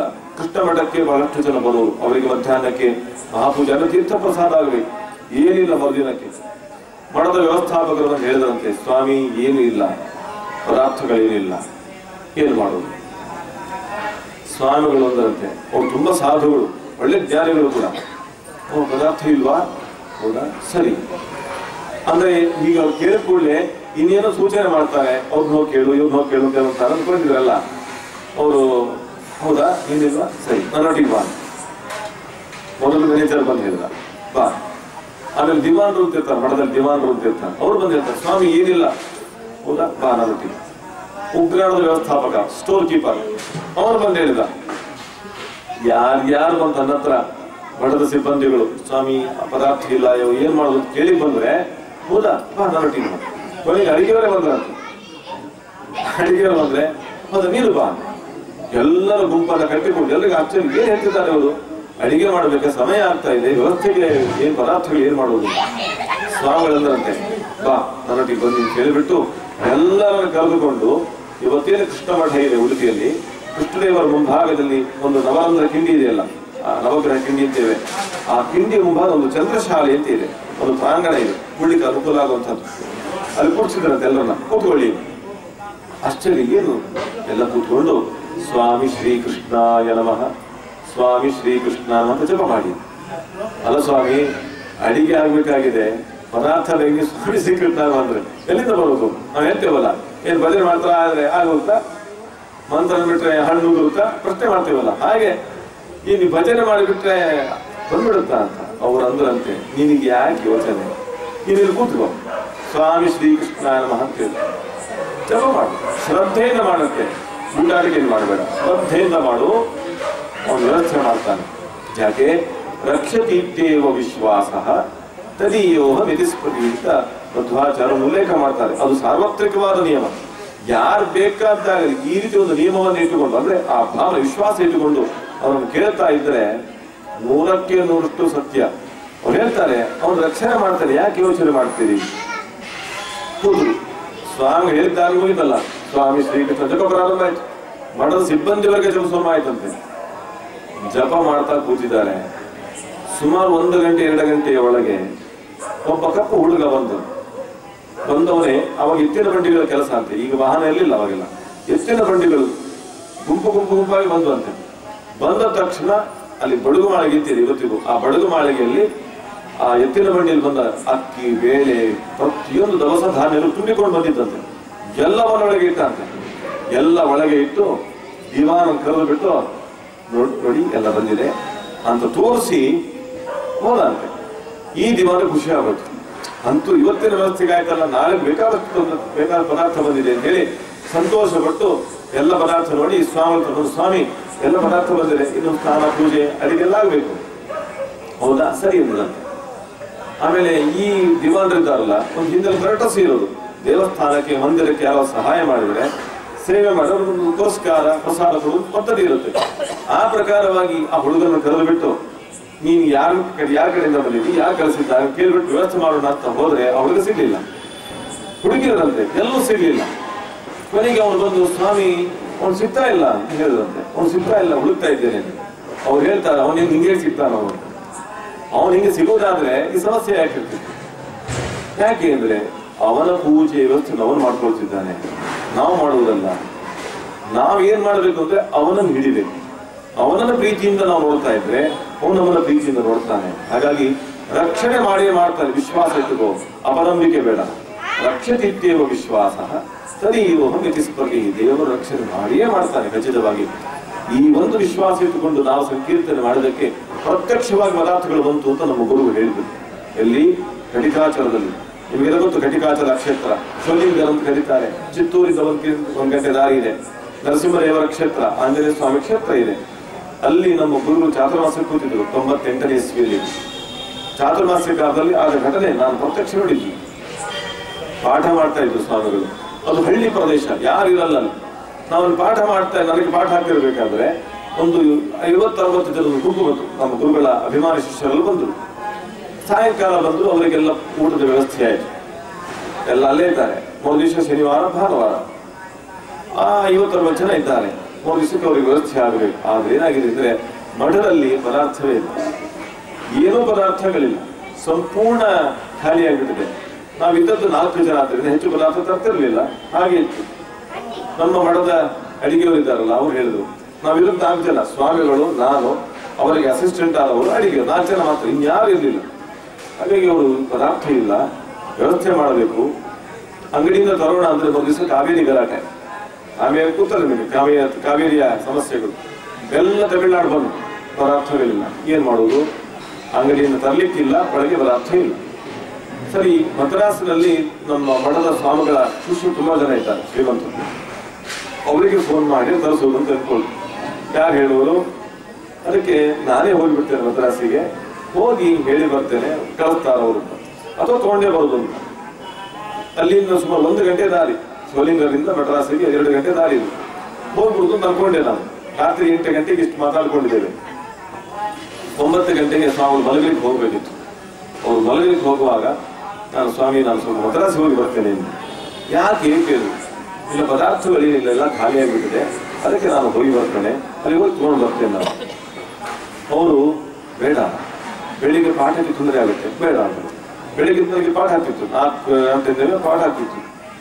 ಸ್ವಾಮಿ ನಾನು ಅಷ್ಟೊಳಗೆ ಬರ್ತೇನೆ ಅಂದರೆ, ಅಷ್ಟೊಳಗೆ ಬರ್ತೇನೆ, ಪಾಠಕ್ಕೆ ತೊಂದರೆ ಆಗುದಿಲ್ಲ, ಬೇಡ ಅಂದ್ರೆ ಅವರು, ಹೋಗ್ಬೇಡ. ನಾನು ಕೇಳಿಲ್ಲ, ಇಲ್ಲ ಸ್ವಾಮಿ ಪದಾರ್ಥ ಹೇಳಿಲ್ಲ. 50-60 ಜನ ಇದ್ದಾರೆ ಬೆಳಿಗ್ಗೆ, ಬರೀ 4 ಜನ ಆದರೆ ಗಂಜಿ ಮಾಡ್ಕೊಂಡಿರ್ಬೋದು, ಅದು ಜನ ಬೇರೆ ಇದ್ದಾರೆ, ಕಷ್ಟ ಆಗುತ್ತೆ. ಸ್ವಾಮಿಗಳು, ಬೇಡಪ್ಪ ನೀನು ಹೋಗ್ಬೇಡ. ಸರಿ, ಇನ್ಯಾರಾದ್ರೂ ಕಳಿಸೋಣ ಅಂತಂದ್ರೆ ಯಾರು ಹೋಗಿ ತಯಾರಿಲ್ಲ. ಇರೋದೇ 3 ಜನ, ನಾವು ಸಾಧ್ಯ ಇಲ್ಲ, ನಾನೇ ಹೋಗ್ಬೇಕು ಅಂತ. ಬೇಡ ಅಂದರು. ಮತ್ತೆ ಬೇಡ ಅಂತಾನೆ. ಸ್ವಾಮಿ ಪದಾರ್ಥಗಳಿಲ್ಲ, ನಾಳೆ ಮಠಕ್ಕೆ ಅವಮಾನ ಆಗೋ ಪ್ರಸಂಗ, ಜನಕ್ಕೆ ಕಷ್ಟ ಆಗುತ್ತೆ, ಆ ದೃಷ್ಟಿಯಿಂದ ಅವ್ರು ಹೋಗ್ಬೇಕು. ಅವ್ರಿಗೇನಂದ್ರೆ ಗೊತ್ತಾ, ಅವರು ಇದೇ ಮಾತನ್ನ ಹೇಳಿದ್ರು, ರಕ್ಷಣೆ ಇತ್ಯೇವ ವಿಶ್ವಾಸ ತದೀಯೋ ಮಿತಿಸ್ಪತಿ. ಉಪನ್ಯಾಸ ಮಾಡಿಬಿಡ್ತೇವೆ ನಾವು, ವೇದಾಂತ ಉಪದೇಶ ಮಾಡಿಬಿಡ್ತೇವೆ, ಪ್ರಾಕ್ಟಿಕಲ್ ಆಗಿರ್ಬೇಕಲ್ಲ, ಆ ದೃಢ ವಿಶ್ವಾಸ ಇರಬೇಕು ನಮಗೆ. ಅವರಂತಾರೆ ರಕ್ಷದಿತ್ಯ, ಇದೇ ಮಾತನ್ನೇ ಹೇಳಿದ್ರು, ರಕ್ಷದಿತ್ಯ ವಿಶ್ವಾಸ ತದೀಯೋ ಮಿತಿಸ್ಪತಿ. ನರಸಿಂಹದೇವರ ಬೆಟ್ಟ ತೋರಿಸಿ ಹೇಳ್ತಾರೆ ಅವರು, ಆ ಬೆಟ್ಟ ತೋರಿಸಿ ರಕ್ಷಣೆ ಮಾಡಿ ಮಾಡ್ತಾರೆ, ಯಾಕೆ ಯೋಚನೆ ಮಾಡಬೇಕು? ನಾನು ಮತ್ತೆ ಮಾತಾಡ್ಲಿಕ್ಕೆ ಆಗಲಿಲ್ಲ. ನಾವು ದೇವರು ನಂಬ್ತೇವೆ, ಅರ್ಧ ನಂಬ್ತೇವೆಲ್ಲ, 10% ಕೂಡ ನಂಬಲ್ಲ ನಾವು, ಹೆಸರಿಗೆ ಮಾತ್ರ ನಂಬಿಕೆ ಅಂತ. ಸರಿ ಬಂದ್ಬಿಟ್ಟೆ ಹೊರಗಡೆ, ಆಯ್ತು ಸ್ವಾಮಿ ಅಂತ. ಅವ್ರು ಮಲ್ಕೊಂಡ್ರು. ನಾನು ಹೊರಗೆ ಬಂದ ತಕ್ಷಣ ಕಟ್ಟೆ ಮೇಲೆ ಹುಡುಗರು ಕೂತಿದ್ರು. ಏನಾಯ್ತಾ ಅಂತಂದ್ರು. ನಾನು ಹೇಳಿದೆ, ಸ್ವಾಮಿ ಹೇಳ್ತಿದ್ದಾರೆ ರಕ್ಷದಿತ್ಯ ವಿಶ್ವಾಸ ತದೀಯೋ ಮಿತಿಸ್ಪತಿ, ರಕ್ಷಣೆ ಮಾಡ್ತಾರೆ ಅಂತ. ಆ ಹುಡುಗರು ಏನ್ ಬೇಕು, ಅವ್ರು ಹಾಗೆ ಹೇಳ್ತಿರ್ತಾರೆ ಮಾರ್ಯ, ನೀನು ಹೋಗು. ನೋಡಿ, ಸ್ವಾಮಿ ಹೇಳಿದ್ರು ದೇವರು ರಕ್ಷಣೆ ಮಾಡೇ ಮಾಡ್ತಾನೆ ಅಂತ. ಈ ಹುಡುಗರಂದ್ರು ಅವ್ರು ಹಾಗೆ ಹೇಳ್ತಿರ್ತಾರೆ, ನಿನ್ಪ ನೀನು ಹೋಗು. ಪ್ರವಚನ ಆಗ್ತಾ ಇರ್ತಾರೆ, ನಿನ್ಪ ನೀನು ಕೆಲಸ ಮಾಡ್ತಾರೆ. ಅಂದ್ರೆ ಹೇಳೋದೊಂದು ಹೊಯ್ಯೋದೊಂದು. ನನಗೆ 2 ಇನ್ಫ್ಲೂಯೆನ್ಸ್ ಆಯ್ತು ಈಗ. ನಮ್ಮ ಗುರುಗಳು ಹೇಳಿದ್ದು ನಾನು ಕೇಳಿದ್ದೇನೆ, ಹುಡುಗರು ಹೇಳಿದ್ರೆ ಕೇಳಿದ್ದೇನೆ. ಕೆಲಸ ಮಾಡಿದ್ದು ಯಾವ್ದು ಗೊತ್ತಾ? ಹುಡುಗರು ಹೇಳಿದ್ದೇನೆ. ಎಷ್ಟು ಭಯಾನಕ ಅಲ್ವಾ? ಗುರುಗಳು ಅಷ್ಟು ಪ್ರೀತಿಯಲ್ಲಿ ಶಾಸ್ತ್ರೀಯ ಮಾತಾಡಿದ್ರು, ರಕ್ಷಣೆ ಮಾಡೇ ಮಾಡ್ತಾನೆ, ಹೋಗುದು ಬೇಡ ಅಂತ. ಈ ಹುಡುಗರು ಹೇಳ್ತಾರೆ, ಏನಿಪ್ಪ ನೀನು ಹೋಗುತ್ತ. ನಾನೇನ್ ಮಾಡಿದೆ ಗೊತ್ತಾ? ಆಪ್ಷನ್ಸ್ 2 ತಗೊಂಡೆ. ಹೋಗೋದಕ್ಕೆ ತಯಾರಾಗ್ಬಿಟ್ಟೆ. ನಾನು ಹೇಳಿದೆ, ನಾನು ಈಗ ಹೋಗ್ತಿದ್ದೇನೆ, ಸ್ವಾಮಿಗೆ ಹೇಳ್ಬೇಡಿ, ಬೇಗ ಬರ್ತೇನೆ ನಾನು ಅಂತ ಹೇಳಿದೆ. ಹೇಳ್ತಾ ಇದ್ದೀನಿ, ಹಿಂದೆ ಗುರುಗಳು ಬಂದು ಎಲ್ಲಿಗೆ ಹೋಗ್ತಾ ಇದ್ದೀವಿ ಕೇಳಿ ನಿಂತು ಬಿಟ್ಟೆ. ಕೂಡುದು ಅಂದ್ರು, ಹೋಗ್ಬಾರ್ದು ಅಂದ್ರೆ ನಮ್ಮ ಮೇಲೆ ಪ್ರೀತಿ ತಿರುಗಳು, ಅಪರಾತ್ರಿ ಸಂಚಾರ ಬೇಡ, ತೆಗಲ ಬೇಡ ಅಂತ. ಆದ್ರೆ ಅವ್ರು ಹೋದ್ರು. ಅಷ್ಟಂದ ತಕ್ಷಣ ಈ ಮಠದ ಹುಡುಗರು ಸಿಟ್ಟು ಬಂತು. ಏನ್ ಹೀಗೆ ಹೇಳ್ಬೇಕಾದ್ರೆ ಸ್ವಾಮಿಗಳು ಸುಮ್ಮನೆ ಪ್ರವಚನ ಮಾಡಿದಾಗೋಯ್ತು ಅಂತೆಲ್ಲ ಹೇಳ್ತಾರೆ. ಆಶ್ಚರ್ಯ ಅಂದ್ರೆ ಪೂರ್ಣಾವಧಿ ಆಗ್ತದೆ ಸರಿಯಾದ ಸಮಯ. ಅಲ್ಲಿ ರಾತ್ರಿ ಸುಮಾರು 9-10 ಗಂಟೆ ಆಗಿದೆ. 10 ಗಂಟೆ ಆಗೋತ್ತಿಗೆ ಬೆಂಗಳೂರಿನಿಂದ ಒಂದು ಗಾಡಿ ಬಂತು. ಅದು ಒಂದು ಟೆಂಪೋ ಕ್ಯಾರಿಯರ್ ವ್ಯಾನ್, ಪರಿಪೂರ್ಣವಾದ ಪದಾರ್ಥಗಳು ನನಗೆ ಗೊತ್ತಿಲ್ಲ. ಅವ್ರದ್ದೊಂದು ಗಾಡಿ ಮೊದಲು ಒಂದೇ ನಿಂತ್ಕೊಂಡು, ಆ ಗಾಡಿನ ಕಳಿಸ್ಬೇಕು ಅಂತಂದ್ರೆ ಅಷ್ಟೊತ್ತಿಗೆ ಇನ್ನೊಂದು ಗಾಡಿ ಬಂದಿರ್ಬೇಕು ಅಂಬಾಸಿಡರ್ ಪ್ರಕಾರ. ತಕ್ಷಣ ನಮ್ಮ ಮಠದ ಅಡಿಗೆಯವರಿದ್ದಾರಲ್ಲ, ಅವರು ಸಿಟ್ಟು ಬಂತು, ಗಲಾಟೆ ಮಾಡಿದ್ರು. ಮೊದಲೇ ಪದಾರ್ಥ ಇಲ್ಲ, ಇದೇನೋ ಒಂದು ವಾಹಿಕಗಳು ಅಂತ ಸಿಟ್ಟು ಬಂತು. ಹೋಗೋತ್ತಿಗೆ ಕನ್ನಡದಲ್ಲಿ ಮಾತಾಡಿದ್ರು, ತುಳುವಲ್ಲಿ ಮಾತಾಡಿದ್ರು. ಯಾವಾಗ ತುಳುವಲ್ಲಿ ಮಾತಾಡಿದ್ರು ಖುಷಿ ಆಯ್ತು ಇವರಿಗೆ. ತಮಿಳುನಾಡು ತುಳು ಖುಷಿ ಆಯ್ತು, ಕನ್ನಡ ಮಾತಾಡೋ ಖುಷಿ. ಆದರೆ ಟೆನ್ಷನ್ ಜಾಸ್ತಿ ಆಯ್ತು. ಯಾಕೆಂದ್ರೆ ಮತ್ತಷ್ಟು ಜನ ಬಂದ್ರಲ್ಲ, ಈಗ ಮೊದಲೇ ಪದಾರ್ಥ ಇಲ್ಲ ಇಲ್ಲಿ, ಮತ್ತಷ್ಟು ಜನ ಬಂದ್ರೆ ಅಂತ ಹೇಳಿ. ಯಾರು ನೀವು? ಅವರು ಬೇರೆ ಯಾರು? ಸುಬ್ರಹ್ಮಣ್ಯ ಮಠದ PA, ಕುಕ್ಕೆ ಸುಬ್ರಹ್ಮಣ್ಯ ಮಠ ಇದೆಯಲ್ಲ, ಅದರ PA ಅವ್ರು ಬಂದಿದ್ದಾರೆ. ಜೊತೆಗೆ ಶ್ರೀನಿವಾಸ ರಾವ್ ಅಂತ ಬೆಂಗಳೂರಿನ ಒಬ್ಬ ವ್ಯಕ್ತಿ, ಒಂದು ಥಿಯೇಟರ್ ಇಟ್ಕೊಂಡಿದ್ದಾರೆ ಅವ್ರು ಬಂದಿದ್ದಾರೆ. ಗೇಟ್ ತೆಗೆದು ನಾವು ಒಳಗೆ ಬರ್ತೀವಿ ಅಂದ್ರೆ ಸರಿ, ಈ ಗಾಡಿ ಹೊರ ಕಳಿಸ್ತೀವಿ ನಮ್ಮ ಅಡಿಗೆಯವರು. ಇಲ್ಲ, ಅದು ಕೂಡ ಒಳಗೆ ಬರಬೇಕು, ನೀವು ನಂಬಲ್ಲ. ಆಶ್ಚರ್ಯ ಅಂದ್ರೆ ಆ ಇಡೀ ಒಂದು ಟೆಂಪೋ ಕ್ಯಾರಿಯರ್ ಇದೆಯಲ್ಲ, ದೊಡ್ಡದು ಗೂಡ್ಸ್ ಗಾಡಿ ಇದು, ಅದರಲ್ಲಿ ಸುಮಾರು 2,000 ಜನಕ್ಕಾಗುವಷ್ಟು ತರಕಾರಿಗಳು, ಬರೀ ಮೆಣಸಿನಕಾಯಿಗಳು, ಹಸಿ ಮೆಣಸಿನಕಾಯಿ ಇಷ್ಟು ರಾಶಿ, ಕೊತ್ತಂಬರಿ, ಕರಿಬೇವು. ಇದೇನು ಕಥೆ ಅಲ್ಲ, ಪ್ರತ್ಯಕ್ಷ ಕಂಡ ಘಟನೆ. ನನಗೆ ಅಗಾಧ ಆಗೋಯ್ತು. ಎಷ್ಟು ತರಕಾರಿಗಳು, ಯೋಗ್ಯವಾದ ಪದಾರ್ಥ ಅಂತ ಉಂಟು ಎಲ್ಲ. ಚೀಲ ಅಕ್ಕಿ, ಬೇಳೆ, ಪ್ರತಿಯೊಂದು ಪದಾರ್ಥ ಎಲ್ಲ ರಾಶಿ ರಾಶಿ ತಂದಿದ್ದಾರೆ. ನಾನು ಕೇಳಿದೆ, ಶ್ರೀನಿವಾಸರೇ ಯಾಕೆ ತಂದ್ರಿ ನೀವು? ನಿಮಗೆ ಯಾರು ಹೇಳಿದ್ರು? ನಿಮಗೆ ಯಾರು ಹೇಳಿಲ್ಲ. ಮತ್ತೆ ಯಾಕೆ ತಂದ್ರಿ ನೀವು? ಇಲ್ಲ, ನಾನು ವೇಣುಶಾಸ್ತ್ರಿ ಇಬ್ಬರು ಕೂಡ ಮಾರ್ಕೆಟಿಗೆ ಬಂದಿದ್ವಿ. ಮಾರ್ಕೆಟಿಂಗ್ ಅಂದ್ರೆ ಅವರೇನೋ ಪರ್ಸನಲ್ ಪರ್ಚೇಸ್ ಬಂದಿದ್ದಾರೆ, KR ಮಾರ್ಕೆಟಿಗೆ ಬಂದಿದ್ದಾರೆ. ಬಂದಾಗ ಸಾಯಂಕಾಲ 5-6 ಗಂಟೆ. ಅವ್ರು ಅನ್ಕೊಂಡ್ರಂತೆ ಮಾರ್ಕೆಟಲ್ಲಿ ಪರ್ಚೇಸ್ ಮಾಡ್ತಿರ್ಬೇಕಾದ್ರೆ ನಾವು ಘಟಿಕಾಚಲಕ್ಕೆ ಹೋಗೋಣ ಅಂತ ಅನ್ಕೊಂಡ್ರಂತೆ ಇಬ್ರು. ಹೋಗೋಣವಾ ಹೋಗುವ. ಅವ್ರೇನ್ ತಯಾರು ಮಾಡ್ಕೊಂಡು ಬಂದಿಲ್ಲ, ಪಂಚೆ ಕೂಡ ತಂದಿಲ್ಲ ಅವರು. ಮಾರ್ಕೆಟಿಗೆ ಬಂದವರು ಹೋಗೋಣ ಅಂತ. ಅಲ್ಲಿ ಹೋಗುವಾಗ ಸುಮ್ಮನೆ ಯಾಕೆ ಹೋಗೋದು, ಏನಾದ್ರು ತಗೊಂಡು ಹೋಗೋಣ, ಸ್ವಾಮಿಗಳಿದ್ದಾರೆ ಏನಾದ್ರು ತಗೊಂಡು ಹೋಗೋಣ. ಈಗ ಸ್ವಾಮಿಗಳಿದ್ರೆ ಒಂದಿಷ್ಟು ಹಣ್ಣು ಹಂಪಲು ತೆಂಗಿನಕಾಯಿ ಎಷ್ಟು ಹಿಡ್ಕೊಂಡು ಹೋಗ್ತಾರಲ್ವಾ, ಇಷ್ಟಾರೆ ಯಾರಾದ್ರು ತಗೊಂಡು ಹೋಗೋಣ ಅಂತೆ. ಅಷ್ಟು ಹಾಕೊಂಡ್ಬಂದಿದ್ದಾರೆ. ನಾನು ಹೇಳಿದೆ, ನಿಮಗೆ ಬರಬೇಕು ಅಂತ ಏನು ಯಾರು ಫೋನ್ ಮಾಡಿದ್ರು? ಯಾರು ಫೋನ್ ಮಾಡಿಲ್ಲ. ನಮಗೆ ಬೆಳಗಿಂದ ಅನಿಸ್ತು ತಗೊಂಡ್ಬರ್ಬೇಕು ಅಂತ. ಯಾಕೆ ಏನಾಯ್ತು ಅಂತ ಕೇಳಿದ್ರು. ಇಲ್ಲಿ ಯಾವ ಪದಾರ್ಥಗಳಿಲ್ಲ, ನಾವು ಮದ್ರಾಸಿಗೆ ತಗೋಣ ಬರ್ಕೊಂಡಿದ್ವಿ. ಈ ಕ್ಷಣಕ್ಕೆ ಸ್ವಾಮಿ ಹೇಳಿದ್ರು, ರಕ್ಷದೀತ್ಯ ವಿಶ್ವಾಸ ತದೀಯೋ ಮಿತಿಸ್ಪತಿ ಅಂತ. ಆ ವಿಶ್ವಾಸದಲ್ಲಿ ಇರುವುದು ಹೇಗೆ ಯೋಚನೆ ಮಾಡ್ತಾರೆ, ಪ್ರತ್ಯಕ್ಷವಂತ ಪದಾರ್ಥಗಳು.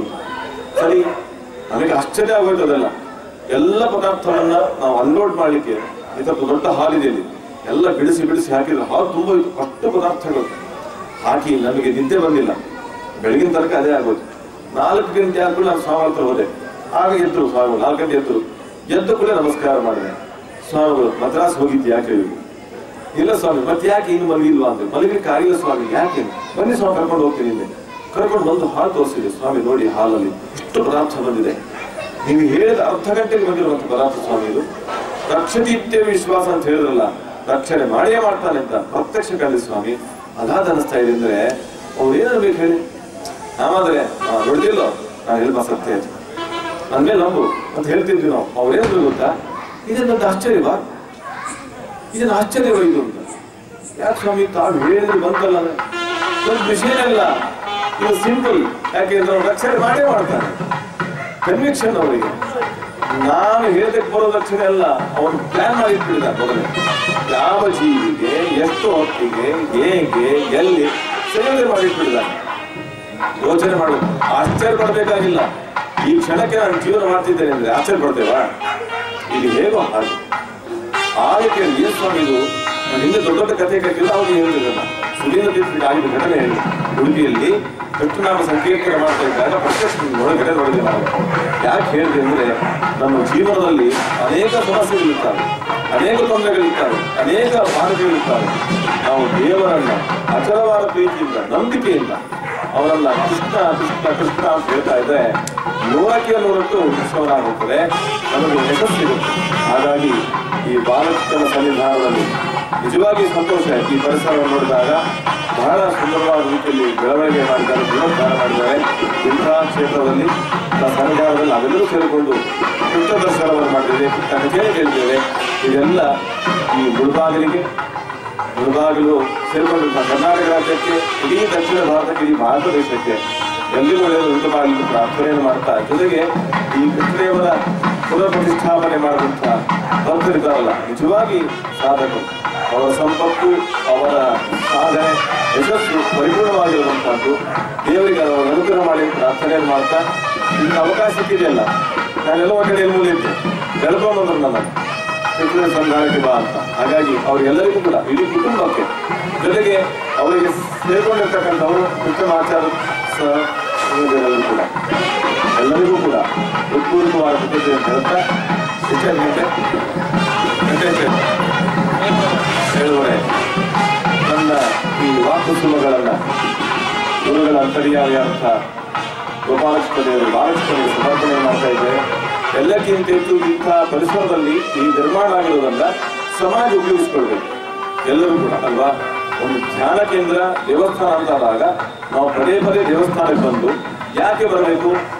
ಮನೆಯಲ್ಲಿ ಮಾತಾಡಲಿಕ್ಕಲ್ಲ, ಮಾರ್ಕೆಟಲ್ಲಿ ಮಾತಾಡೋದಲ್ಲ, ಮತ್ತೆ ಇಲ್ಲಿ ಬಂದು ಪ್ರಶಾಂತವಾದ ಭಾವದಿಂದ ಒಳಗಿರುವ ದೇವರನ್ನ, ಸಚ್ಚಿದಾನಂದ ದೇವರ ಚಿಂತನೆ ಮಾಡ್ತಾ ಧ್ಯಾನವನ್ನು, ಭಜನೆಯನ್ನು, ಸಂಕೀರ್ತನೆಯನ್ನು ಮಾಡಿ, ಸ್ತೋತ್ರವನ್ನು ಮಾಡಿ ಅವನ ಅನುಗ್ರಹ ಪಡೆದಾಗ ಅದರಿಂದ ಉತ್ತಮವಾದ ಶ್ರೇಯಸ್ಸಾಗುತ್ತೆ. ಎಲ್ಲಕ್ಕಿಂತ ಹೆಚ್ಚು ನಾವು ಮಾಡುವ ಸಾಧನೆ ನಮಗೆ ಮಾತ್ರ ಅಲ್ಲ, ಇಡೀ ದೇಶಕ್ಕೆ ಅದು ಪರಿಣಾಮ ಕೊಡುತ್ತೆ. ಆ ದೃಷ್ಟಿಯಿಂದ ನಾವೆಲ್ಲರೂ ಕೂಡ ಈ ರೀತಿ ಇವತ್ತು ಮಾಡಿದಂಥ ಸಂಕೀರ್ತನೆಯಿಂದ ದೇವರಿಗೆ ಸಮರ್ಪಣೆ ಮಾಡೋಣ.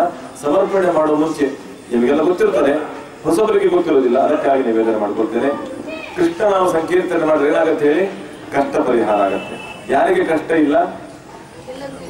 ಎಲ್ಲರಿಗೂ ಇದೆಯಾ? ಯಾರಿಗೂ ಕಷ್ಟ ಇಲ್ಲ. ನೀವು ಹೇಳ್ಬೇಕು ಅನ್ಕೊಂಡ್ರೆ ಇದೆ, ಕಷ್ಟ ಯಾರಿಗೂ ಇಲ್ಲ. ಕಷ್ಟ ಉಂಟು ಅಂತ ಅನ್ಕೊಳ್ತಿದ್ದೇವೆ. ಒಂದು ಸತ್ಯ ಹೇಳ್ತೇನೆ, ಒಬ್ಬ ಕುರುಡನ ನೋಡ್ಕೊಂಡ್ ಬನ್ನಿ. ಕುರುಡ ಅವನಿಗಿರೋ ಕಷ್ಟ ಇದೆಯಾ? ನನಗೆ ಇಲ್ಲ. ಕಿವುಡನಿಗಿರುವ ಕಷ್ಟ ಇದೆಯಾ? ಇಲ್ಲ. ಕುಂಟನಿಗಿರುವ ಕಷ್ಟ ಇದೆಯಾ? ಮೂಕನಿಗಿರುವ ಕಷ್ಟ ಇದೆಯಾ? ಎಷ್ಟು ಜನ ಕಷ್ಟಪಡ್ತಿದ್ದಾರೆ, ಎಷ್ಟು ಜನಕ್ಕೆ ಅನ್ನಕ್ಕೆ ಸಮಸ್ಯೆ ಇದೆ, ಎಷ್ಟು ಜನಕ್ಕೆ ಎಷ್ಟು ಸಮಸ್ಯೆಗಳಿವೆ. ಆದರೆ ನಮಗೇನ ಸಮಸ್ಯೆ ಇದೆಯಾ? ಇಲ್ಲ. ಆದರೆ ಸಮಸ್ಯೆ ಉಂಟಾ ಅಂತ ಕೇಳಿದ್ರೆ ಹೌದು ಅಂತೇವೆ, ಇಲ್ಲ ಅಂತ ಕೇಳಿದ್ರೆ ಉತ್ತರ ಕೊಡೋದಿಲ್ಲ. ಯಾಕೆ ಹೇಳಿ? ಸಮಸ್ಯೆ ಇಲ್ಲರೂ ಉಂಟು ಅಂತ ಅನ್ಕೊಳ್ಳೋ ಜನ. ನಮಗೆ ಯಾವ ಕೊರತೆ ಇಲ್ಲ, ಚೆನ್ನಾಗಿಟ್ಟಿಲ್ಲ ದೇವರು. ಆದ್ರೆ ಒಂದೇ, ಚೆನ್ನಾಗಿದ್ದೀವಿ ಅಂತ ಹೇಳಿ ಮನಸ್ಸಿಲ್ಲ ನಮಗೆ. ಧೈರ್ಯವಾಗಿ ನಾನು ಚೆನ್ನಾಗಿದ್ದೇನೆ, ನನಗೆ ತೊಂದರೆ ಇಲ್ಲ ಅಂತ ಹೇಳ್ಬೋದ? ನಾವು ಹೇಳಬಹುದಾಗಿದ್ದು ಭಾರತೀಯರು ಮಾತ್ರ.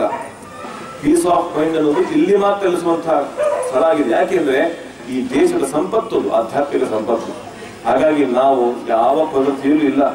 ನಾವೇನ್ ಕೇಳ್ಕೋಬಹುದಾದರೆ ಏನ್ ಕೇಳ್ಕೊಳ್ಬೇಕು? ಕೃಷ್ಣ ದೇವಸ್ಥಾನ ಆಗಿದೆ, ಇದರ ಪರಿಣಾಮ ಇಡೀ ಸಮಾಜಕ್ಕಾಗಿದೆ, ಇಡೀ ದೇಶಕ್ಕಾಗಿದೆ. ಹೇಗಾಗಬೇಕು? ದೇಶ ನಿಂತಿರುವುದೇ ಇವತ್ತು ಸೈನಿಕರಿಂದ, ದೇಶ ನಿಂತಿರುವುದೇ ಕೃಷಿಕರಿಂದ ಅಲ್ವಾ. ದೇಶ ಸುರಕ್ಷಿತವಾಗಿರಬೇಕಾದ್ರೆ ಎರಡು ಪ್ರಧಾನವಾದಂತಹ ಅಂಗಗಳು, ನ್ಯಾಯಾಂಗ, ಅದೇನೋ ಒಂದಿಷ್ಟು ಅಂಗಗಳಿವೆ. ಯಾವಾಗ ಏನ್ ಕೆಲಸ ಮಾಡುತ್ತೋ ಗೊತ್ತಿಲ್ಲ. ನಾನು ಗಮನಿಸುವುದು ಒಂದು ಸೈನಿಕ ವರ್ಗ ಮತ್ತು ಕೃಷಿಕ ವರ್ಗ, ಇವರಿಬ್ಬರನ್ನು ಜೋಡಿಸ್ಲಿಕ್ಕೆ ಅನೇಕ ವರ್ಗಗಳು ಬೇಕು. ನಾಯಕರು, ಅವರು, ಇವರು ಎಲ್ಲರೂ ಸೇರ್ತಾರೆ ಅದಕ್ಕೆ ಅಲ್ವಾ. ಕೃಷಿಕರು ಮಾಡಿದನ್ನ ತಂದು ವ್ಯಾಪಾರಿಗಳು ಕೊಡೋದು ಬದುಕಲಿಕ್ಕೆ ಆಗ್ತಿರ್ಲಿಲ್ಲ, ಅವರು ಸೇರ್ಕೊಳ್ತಾರೆ. ಹಾಗಾದ್ರೆ ಪ್ರತಿಯೊಂದು ವರ್ಗದವರಿದ್ದಾರೆ, ದೇಶದ ಸಮಗ್ರ ಜನತೆ ಇದೆ. ಸೈನಿಕರನ್ನು ಆರಂಭಿಸಿ ಕೃಷಿಕರ ತನಕ ಯಾರ್ಯಾರು ಇದ್ದಾರೋ ಎಲ್ಲರಿಗೂ ಕೂಡ ದೇವರು ಕ್ಷೇಮವನ್ನುಂಟು ಮಾಡಲಿ, ಅವರಿಗಿರುವ ಸಮಸ್ಯೆಯನ್ನು ಪರಿಹಾರ ಮಾಡಲಿ. ಇವತ್ತಂತೂ ನಮ್ಮ ದೇಶಕ್ಕೆ ಅನೇಕ ರೀತಿಯ ಆಪತ್ತುಗಳು ಬರ್ತಾ ಇದೆ, ಅದು ಹೇಳಲಿಕ್ಕಾಗಲ್ಲ. ಒಳಗಿಂದ ಹೊರಗಿಂದ ಬರುವಂತಹ ಆಪತ್ತುಗಳಿವೆ.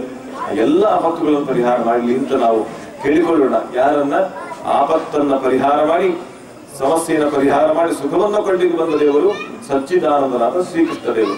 ಅವರನ್ನು ಕೇಳಿಕೊಳ್ಳೋಣ. ಶ್ರೀಕೃಷ್ಣಾಯ ನಮಃ, ಶ್ರೀ ಕೃಷ್ಣಾಯ ನಮಃ. ಆ ನಾಮವನ್ನ ಜಪ ಮಾಡೋಣ ಜಪ. ಇಲ್ಲೇನು ಗಲಾಟೆ ಅಲ್ಲ, ಪೀಸ್ ಆಫ್ ಮೈಂಡ್ ಇದೆ, ಯಾವ ಶಬ್ದಗಳಿಲ್ಲ, ಶುದ್ಧವಾದ ವಾತಾವರಣ ಇದೆ, ಪವಿತ್ರವಾದ ಸನ್ನಿಧಾನ ಇದೆ. ಒಂದು ಕ್ಷಣ ನಮ್ಮ ಮನಸ್ಸನ್ನ ಕೇಂದ್ರೀಕೃತ ಮಾಡ್ಕೊಳ್ಳೋಣ. ಸಚ್ಚಿದಾನಂದನಾದ ಸ್ಫುರದ್ರೂಪಿಯಾದ ನನ್ನಥನಾದಂತಹ ಕೃಷ್ಣ ದೇವರನ್ನ ಮನಸಾರೆ ಚಿಂತನೆ ಮಾಡಿ. ಎಲ್ಲೋ ಗೋಕುಲದಲ್ಲಿ ವೃಂದಾವನದಲ್ಲಿಲ್ಲ, ನಮ್ಮ ಒಳಗೆ ಇದ್ದಾನೆ, ನೋಡ್ಲಿಕ್ಕೆ ಪ್ರಯತ್ನ ಮಾಡಬೇಕು. ಅದಕ್ಕೊಂದು ಮಾಧ್ಯಮ ಇಲ್ಲಿರುವ ವಿಗ್ರಹ ಅಲ್ವಾ, ಮಾಧ್ಯಮ, ಅಲ್ಲಿ ದೇವರಿದ್ದಾನೆ, ಅವನನ್ನು ಇಲ್ಲಿ ಚಿಂತನೆ ಮಾಡ್ಕೊಳ್ಳೋಣ. ಮಾಡಿಕೊಂಡು ಶ್ರೀಕೃಷ್ಣ ಜಪ ಮಾಡೋಣ. ಈ ಜಪದ ಪರಿಣಾಮ ಏನು ಗೊತ್ತಾ? ನನಗೆ ಒಳ್ಳೆಯದು, ನನ್ನ ಕುಟುಂಬಕ್ಕೆ ಒಳ್ಳೆಯದು, ನನ್ನ ಸಮಾಜಕ್ಕೆ ಒಳ್ಳೆಯದು, ನನ್ನ ಊರಿಗೆ ಒಳ್ಳೆಯದು, ನನ್ನ ದೇಶಕ್ಕೆ ಒಳ್ಳೆಯದು, ಈ ಪ್ರಪಂಚಕ್ಕೆ ಒಳ್ಳೆಯದಾಗಲಿ ದೃಷ್ಟಿಯಿಂದ, ವಿಶ್ವ ಕಲ್ಯಾಣ ದೃಷ್ಟಿಯಿಂದ ನಾವು ಪಾರಾಯಣವನ್ನ ಚಿಂತನೆ ಮಾಡೋಣ. ನಾನು ಶ್ರೀಕೃಷ್ಣಾಯ ನಮಃ ಜಪದ ಪ್ರಾರಂಭದ ಮುಂಚೆ ನಿವೇದನೆ ಮಾಡ್ಕೊಳ್ತೇನೆ. ಜಪ ಮಾಡುವಾಗ ನೇರವಾಗಿ ಕೂತ್ಕೊಳ್ಬೇಕು. ನಾವೆಲ್ಲ ಪದ್ಮಾಸನ ಕೊಡಬೇಕು ಅಂತ ಇದೆ, ಆದ್ರೆ ಸದ್ಯಕ್ಕೆ ಕುರ್ಚಿಲಿ ಕೂತಿದ್ದೇವೆ, ಏನು ತೊಂದರೆ ಇಲ್ಲ. ನೇರವಾಗಿ ಕುಳಿತು ಎರಡೂ ಕೈಗಳನ್ನ ಚಿನ್ಮುದ್ರೆ, ಜ್ಞಾನ ಮುದ್ರೆ ಎಂದು ಕರೀತಾರೆ.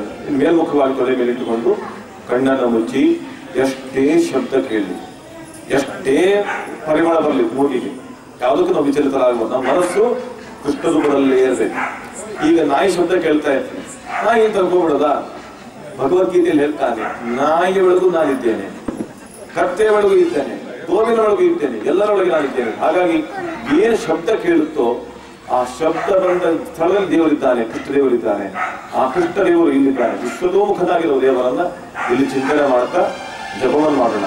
ಮಾನಸಿಕವಾಗಿ 24 ಬಾರಿ ಮನಸ್ಸಲ್ಲೇ ಶ್ರೀಕೃಷ್ಣಾಯ ನಮಃ, ಆಮೇಲೆ 12 ಬಾರಿ ಗಟ್ಟಿಯಾಗಿ ನಾನು ಹೇಳ್ತೇನೆ, ನೀವು ಹೇಳಿ. ಮತ್ತೆ ಸಂಕೀರ್ತನೆ ಮಾಡಿ ದೇವರು ಕೊಟ್ಟಂತಹ ಕಂಠವನ್ನ ಕೃಷ್ಣದೇವರಿಗೆ ಅರ್ಪಣೆ ಮಾಡಿ ಸಮರ್ಪಣೆಯನ್ನು ಮಾಡಲಿಕ್ಕೆ ಪ್ರಯತ್ನ ಮಾಡೋಣ. ನಾನು ಹರೇ ಶ್ರೀನಿವಾಸ ಅಂತೇನೆ, ಅವಾಗ ಜಪವನ್ನು ಶುರು ಮಾಡಬೇಕು ಅಂತ ವಿಜ್ಞಾಪನೆ ಮಾಡ್ತೇನೆ. ಹರೇ ಶ್ರೀನಿವಾಸ.